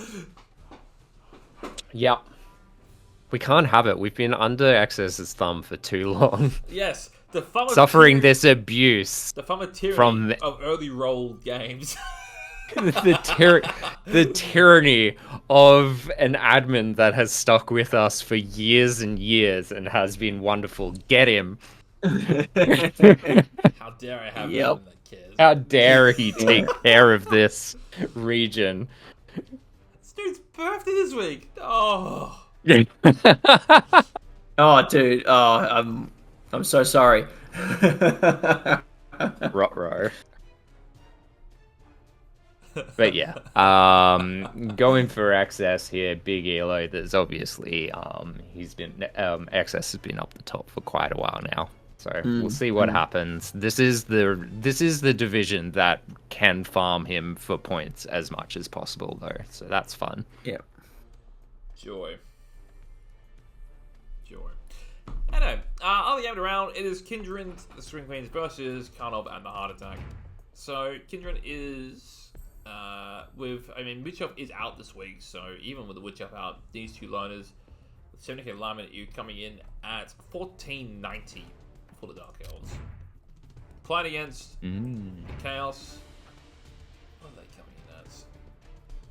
140k for the Chaos. It is not a lot of reduced. You got Helmet, which I think might actually get picked up, funny enough. God, it's not a lot. Nurgle has some awful bloody reductions here. Hackflem. Hackflem? Not for Hackflem's a nerd. Yeah, but not for the price you want it for. He's not that cheap, unfortunately. No, sorry. I just saw Hackflem and I was like, hang on. And obviously Borak in there with dirty player plus 2 as well, and sneaky hit. Yeah, I mean, yes, and technically it is. Yeah. Yeah, I think you're probably right about that. But he gets an extra reroll for the first half. It's not used. I'm reading now. If it's not used in the first half, team roll is better for the second half. Okay, yeah, it's just a leader. Yeah, it's leader. It's a one-time use leader. Okay. Yeah, I mean, I'm still comfortably picking the Dark Elves here, but I mean, yeah, one tackle against a lot of blodge, and you're outguarded, and you're money blows. Yeah, this feels scary. I mean, Chainsaw might help a bit, but I'm picking Kendra here. It's just They're actually really close on the spreadsheet, but yeah, Elo has Kindred as well. And Viewfos?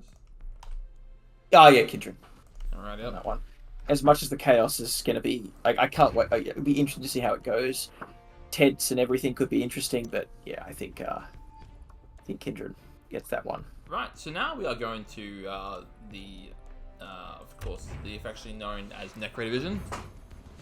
Necro Division. Which we saw, speaking of Necro Division, we saw Synergy just brutalize Darby this week, and we saw Linen just dice Noctifer, unfortunately. Yep. Unfortunately. I mean, no, you're right. It was really unfortunate. I haven't seen that bad of a dicing that hasn't been, like, me getting dice for a very long time. Poor Noctifer. It was a bad game. I mean, I'm looking at the Synergy team here. Just absolutely face rolled Darby. I mean, it was almost a season-ending result. How bad it was. Look at Darby's team shortly, but big game for Synergy. Guard on the other Grave, block guard on the Golem now, and nearly got a Ghoul level of stat. Nearly has enough to buy a Wolf secondary again, or a stat up. This team is reaching critical mass quickly. Yeah, I don't like it. I don't like it at all. No. This is another very spooky team. So again, behind another really good coach, and if we're looking at Darby, of course, who, unfortunately, the other end of that one, he is down to 915 this week. Oh, no. So that is a niggling injury on the Strength Wolf off a random block. Oh.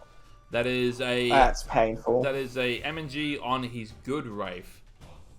So he has a single Wolf who can't buy a secondary, is set for a setup, has one Wolf of Blod's tackle, has one Wraith of whose baby. He has a baby Golem, has a block Mighty Bow Golem, has an armor busted zombie, has a fresh Ghoul, and has Richard the Pathmore the Eternal. So I mean, it is with 4 loners. He comes in. They're all zombie loners at this point. He would come in at 1075. So we're well within Borak range then. You're in whatever you like range, because he's also playing against Noctifer, who has an expensive, and this is a post dicing from Linen too, which he's getting about close to 500 TV here. I lied, it's 430ish, and again. So yeah, Borak and some other stuff. I mean, I don't see much development from. I mean, I don't blame him. I mean, shredding into SP is lovely as well. Getting closer into looks like another stat. Yeah, it's the Wraith and the Wolf one both hurt him a lot because the Wolf was how he dealt with these three big guys here. Yeah. Like, it's gonna be, and seeing the gun, and there's a lot of dodge as well. So there's one tackle has to do a lot of work. Yeah. But I mean, honestly, like as Noctifer, I'm extremely happy that I'm getting Derby. Where Derby's team is now. Like, I am very sad that the round rolled out the way it would, because I would love to get Derby this week instead of next week. I mean, we'll bring this is really good for Noctifer. Like, fantastic. We bring up, of course, the Richard Castleman as Lizard team. And it's, again, speaking of really scary looking teams, I mean, Cash is good. TV, you're the 15-10, might be the second biggest after 7 in the division. Richard's 7 for another skill up here. You've got Yellow Brick Road, of course, who is an absolute monster. Took sprint and sidestep. So he has that's sprint or speed. I'm so happy. I'm so happy that 1500 is considered high TV now. It's great. It's so good. It's so nice. In a world with random skills, and it's fine. It's fine. Again, even the Saurus core is great. I mean, look, dropping Oceans in 1 Kaz away from level from block, lineups close. Kaz away from potentially what is it? Probably might be knowing you. And then yeah. There are some holes in this team, aren't there, Lordy? No, it's there. It's a chameleon. You just can't see it. Oh, that's why. That would be why. Frenzy Skink Dream. Yeah, likely getting fired and replaced. Replaced by... depending, we'll see. Like, I haven't looked at the TV diff between me and Synergy yet. If you didn't call it Frenzy to bog off, then I'm going to be very sad. Yeah. Just, like, the most garbage player on my team is always called to bog off. Really? It's funny way of saying Richard, but that's alright. And ironically enough, your Croxer actually did something, got a casualty last week as well. Unlike your usual Croxer calls, who usually just accumulate perms instead. Yeah. Beautiful. It's looking good. Looking great. I mean, that's such filth. I hate that player. I'm not looking forward to playing him. Agi Stunty is fucking evil. Yeah, Yellow Brick Road has been griefing coaches in URE since he's got all of that bullcrap. Like, he's been terrible. I won a game, like, because of him, I won a game where in 19 games. Yep! I'm ruined about a lot of those were back-ended too. Yeah. Like, if I look at his last, like, 4 games, he's probably scoring about 2 or 3 a game. Mm-hmm. I mean, I got 3 in... So I only had 3 Saurus in my Lizard mirror, and he got 3 touchdowns in that. Turns out you can't catch it, it's not your problem. That's so gross. Yeah. Alrighty. So, how you feeling? Game? So, Synergy versus Linen. What does the ELO say? ELO says that... Oh god, where is Synergy on that? Synergy is number 7, and I'm actually sitting number 12, so ELO has Synergy. I also have Synergy, so I think this Necro team is built to fuck your team. Yep. Yeah, I'm leaning that way too, to be honest. I mean, he has Mighty Bow Claw. He has no tackle, which is my big concern.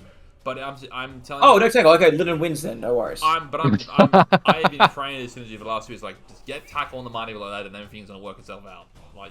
I mean, Frenzy is almost tackle. You don't have block on... I don't have block on Yellow Brick Road, no. That's fine. Or on Richard. That's also fine.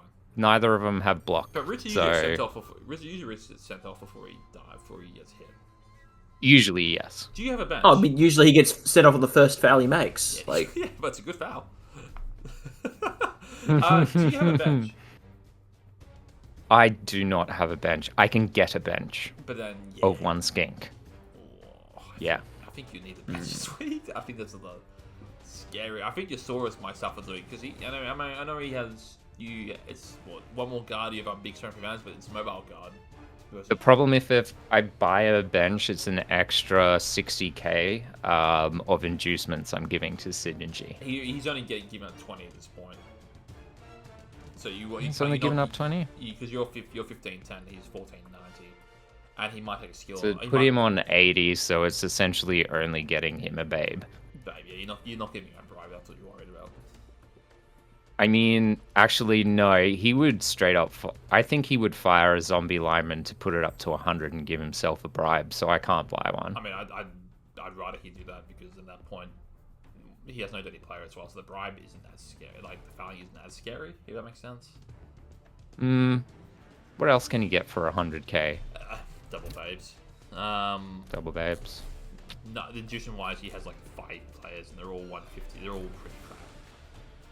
Yeah. To get anything good, he has to spend He can get a more 100k. His inevitable failed regen, but that feels like a less. Yeah. That feels. I think it'd be a. So it's essentially like, yeah, he'd have to fire a zombie to get a bribe, and yeah. I don't know. No ways Lennon can sack that many players to get addition to Synergy. Yeah, you could cycle your frenzy as well, and then if you cycle your frenzy, you are exactly even TV without a bench. Yeah. But then you have a bench, which True. is kind of the point. I don't know. I'm picking Synergy, I think, but I could be wrong. I feel Necro. I'm gonna go with Linen. Look, it's just Necro built to ruin lizards, but also there's a lot of. You have a great fail-safe option to move at 9 after 2+. To be fair, that Necro team is built to ruin everyone. Yes. I played it last season. It was a miserable experience. I mean, anyone except for Blodge across the board. I can deal confirm with. that did not help me. Okay. did not help. Yeah. Alrighty. And other game of the round, we are looking at, it is Derby, it is Noctivo. Derby, who has a considerable TV difference, so Noctivo coming in at 1445, Derby coming in at post 4 loners. 1075. So it is about 360-ish for Derby. 360-ish. You got Death Shroud for who's looks like a better value to tech, block, tackle, Juggernaut, and Strip Ball. That's a great, not too bad. You have. That's about it, really. What's Gretchen?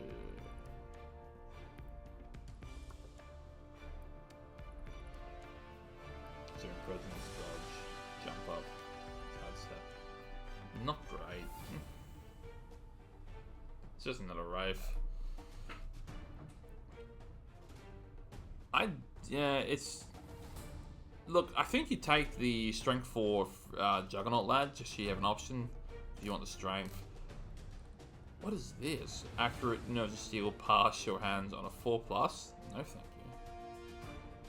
But then again, for once, you may add your strength instead of pass into a 3+. Man, Necro have some really bad star players. Yep. I mean, but they have regens, so fuck them. Guess an extra plus in his chainsaw. I mean, Bryce is pretty fun. It's a strength 3 chainsaw, so it's nice. It's got AV9, which is nice, and it gets an extra plus. And if he blitzes, he can once per a half, so he can do it twice. So he's not sent off. Nice. He can get a +4 one, a +3. Nah, I'm taking Death Shroud and then Bribe in that Babe. Maybe for that price point, it's just. I'm pretty comfortable picking Noctivo.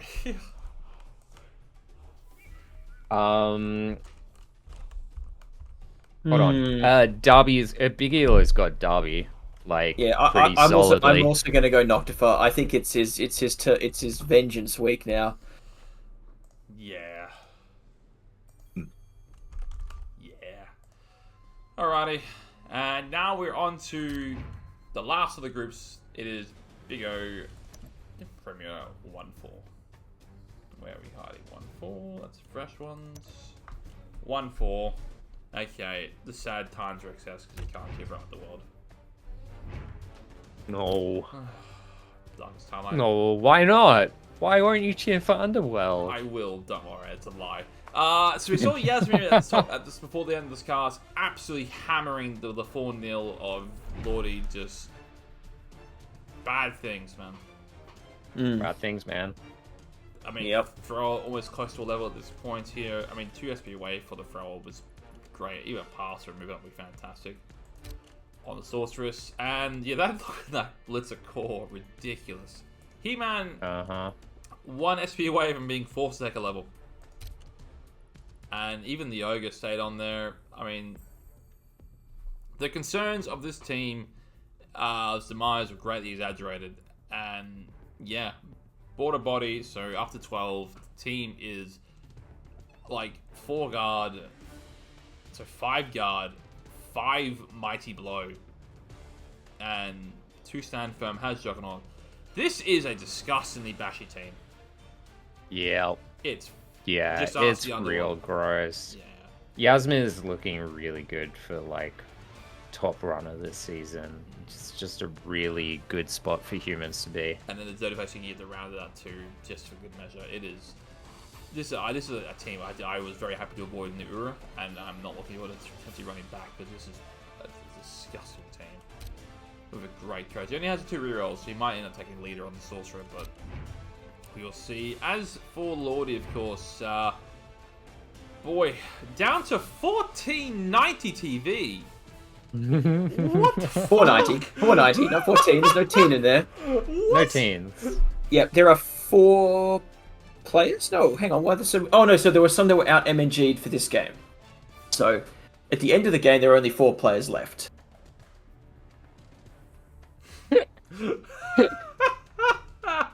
Jesus. So Roger MNG, Mustard Bug is alive. That's great. The Street Manifesto took an MNG, is fine. Mike Helga Fremens with the armor bust breaks my heart. It was a pass bust. I saw that.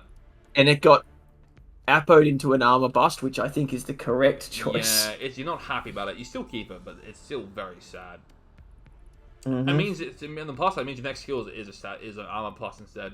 They do not get cheap bribes, to my knowledge. Yeah, they do. Yeah, they do. Oh, there you go. Yep. Hell yeah. I'm a liar. Underworld, Black Orcs, and Gobbos. Look, I think you made the right choice, Ludo, because then it just means your setup next week is now going to be the armor up to just patch it back over again. Big band-aid on it.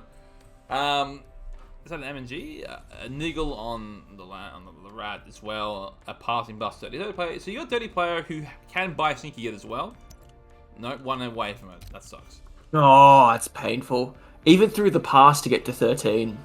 I know. I think that was the plan to try and 5+ passes. Brutal. Reroll 1s. Rerolls on the first 1s. I didn't realize that was a thing for Underworld. That's cool. Good to know.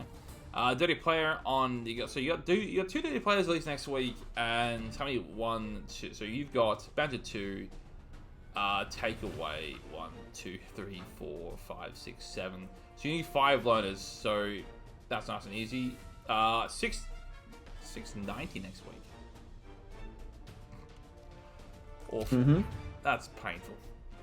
And So awful. All the inducements. Yeah. So many inducements. Well, we'll see. Coach Wiz, of course, big win starting off the season with a 3-0 over Mr. Buzz. Did take a movement bust on a turn 16 foul from Brisk Wind, as is tradition. But I mean, Frosby and Juicy Jug, of course, the 2 Star War Dancers just carrying this team hard. The 2 casters, of course, are beside the Spirits Justice as well. Very, very nice. And yeah, a really great start here. Of course, Curdle almost a blodge, so a nice supporting piece, but it's these 2 lads who they now have a secondary third skill. So War Dancer, I don't know what you might say for Juggernaut instead, in the same vein that what Tree had before. Pros and other shouts. I don't know what you take for this one here. Is it a second tackle on the other War Dancer who has Frenzy first? Whoa. Frenzy. Like, movement's so good on that piece. So you might Or yeah, I think you might say it for both stats. Actually, that's a good shout. But I mean, I'm just looking at having a second tackle online. or with a frenzy when you go Juggernaut. Yeah, I don't know. Maybe it's just try and fish for stats and see what we can get. But I mean, I don't hate fishing for stats. That sounds very sensible. I mean, team's so good, and obviously Coach Will's a good coach himself. Looking at Mr. Buzz, the Skull Kickers, rough day in the office there. Team's remarkably healthy. Well, I mean, I'm shocked. That is, what, Fumble Rooski into these are anti-dump off on a block thrower. Leap, these are the blodge, leap, but that's not terrible. A couple great lineman block and tackle is great. Fringe tackle is less great, but they're both randoms there. Blodge lineman's fantastic. Again, random sidestep.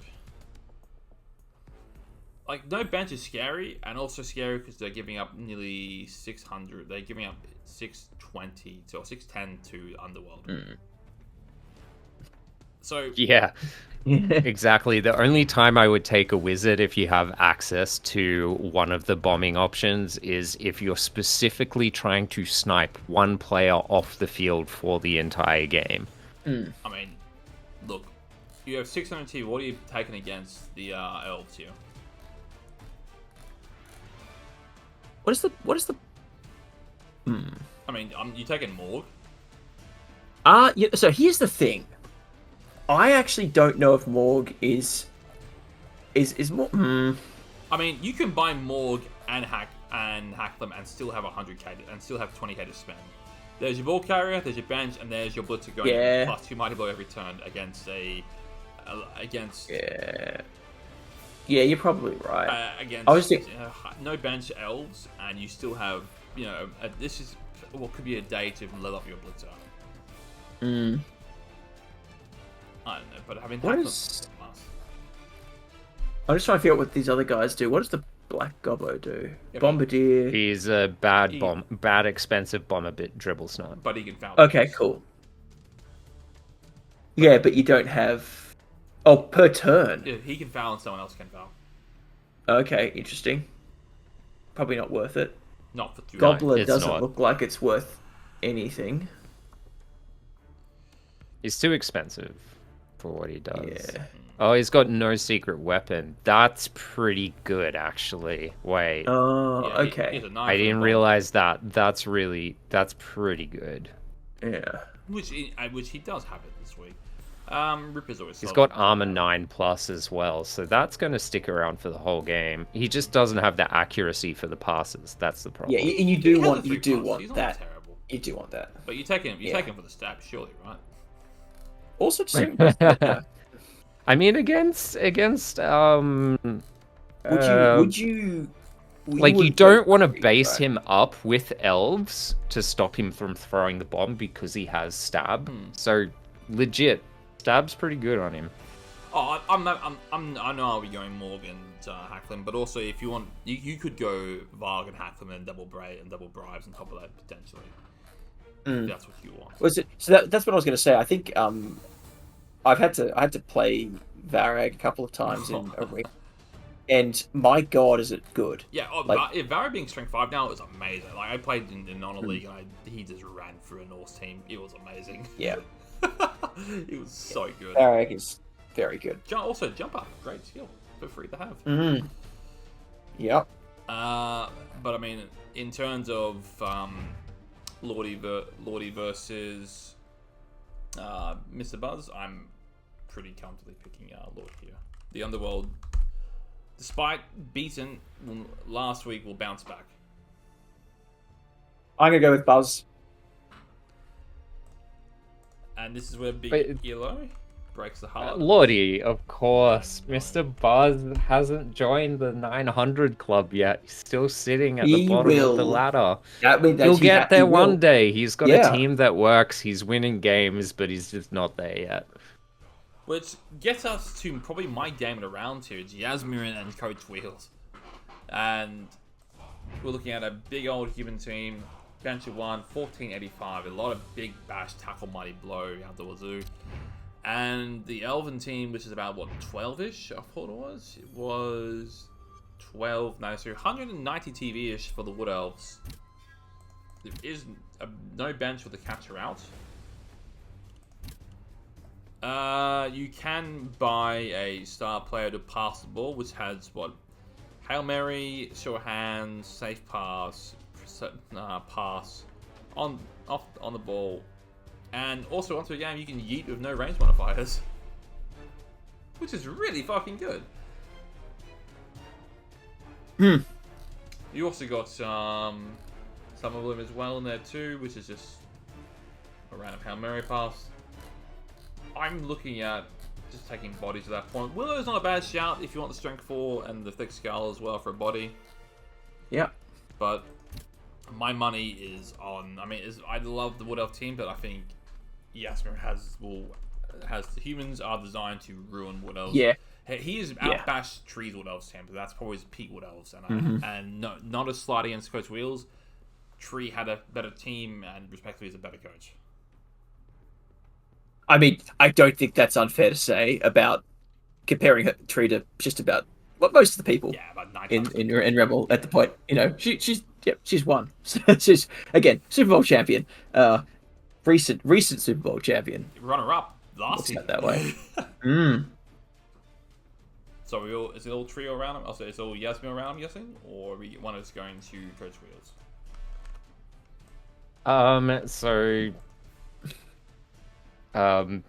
Is that a real question here? I know the answer. Yasmin. He is a rookie of the season last season, though. So he is rookie of the season last season, but it's 15. It's Yasmir and Wheels, right? Yeah. Yes. Yeah. Yeah. Yasmin's sitting in 6. Wheels is sitting in 15. There's a bit of a difference there. Helo's going. Yeah. You know it's a scary team too. It's a real scary damn team. It is.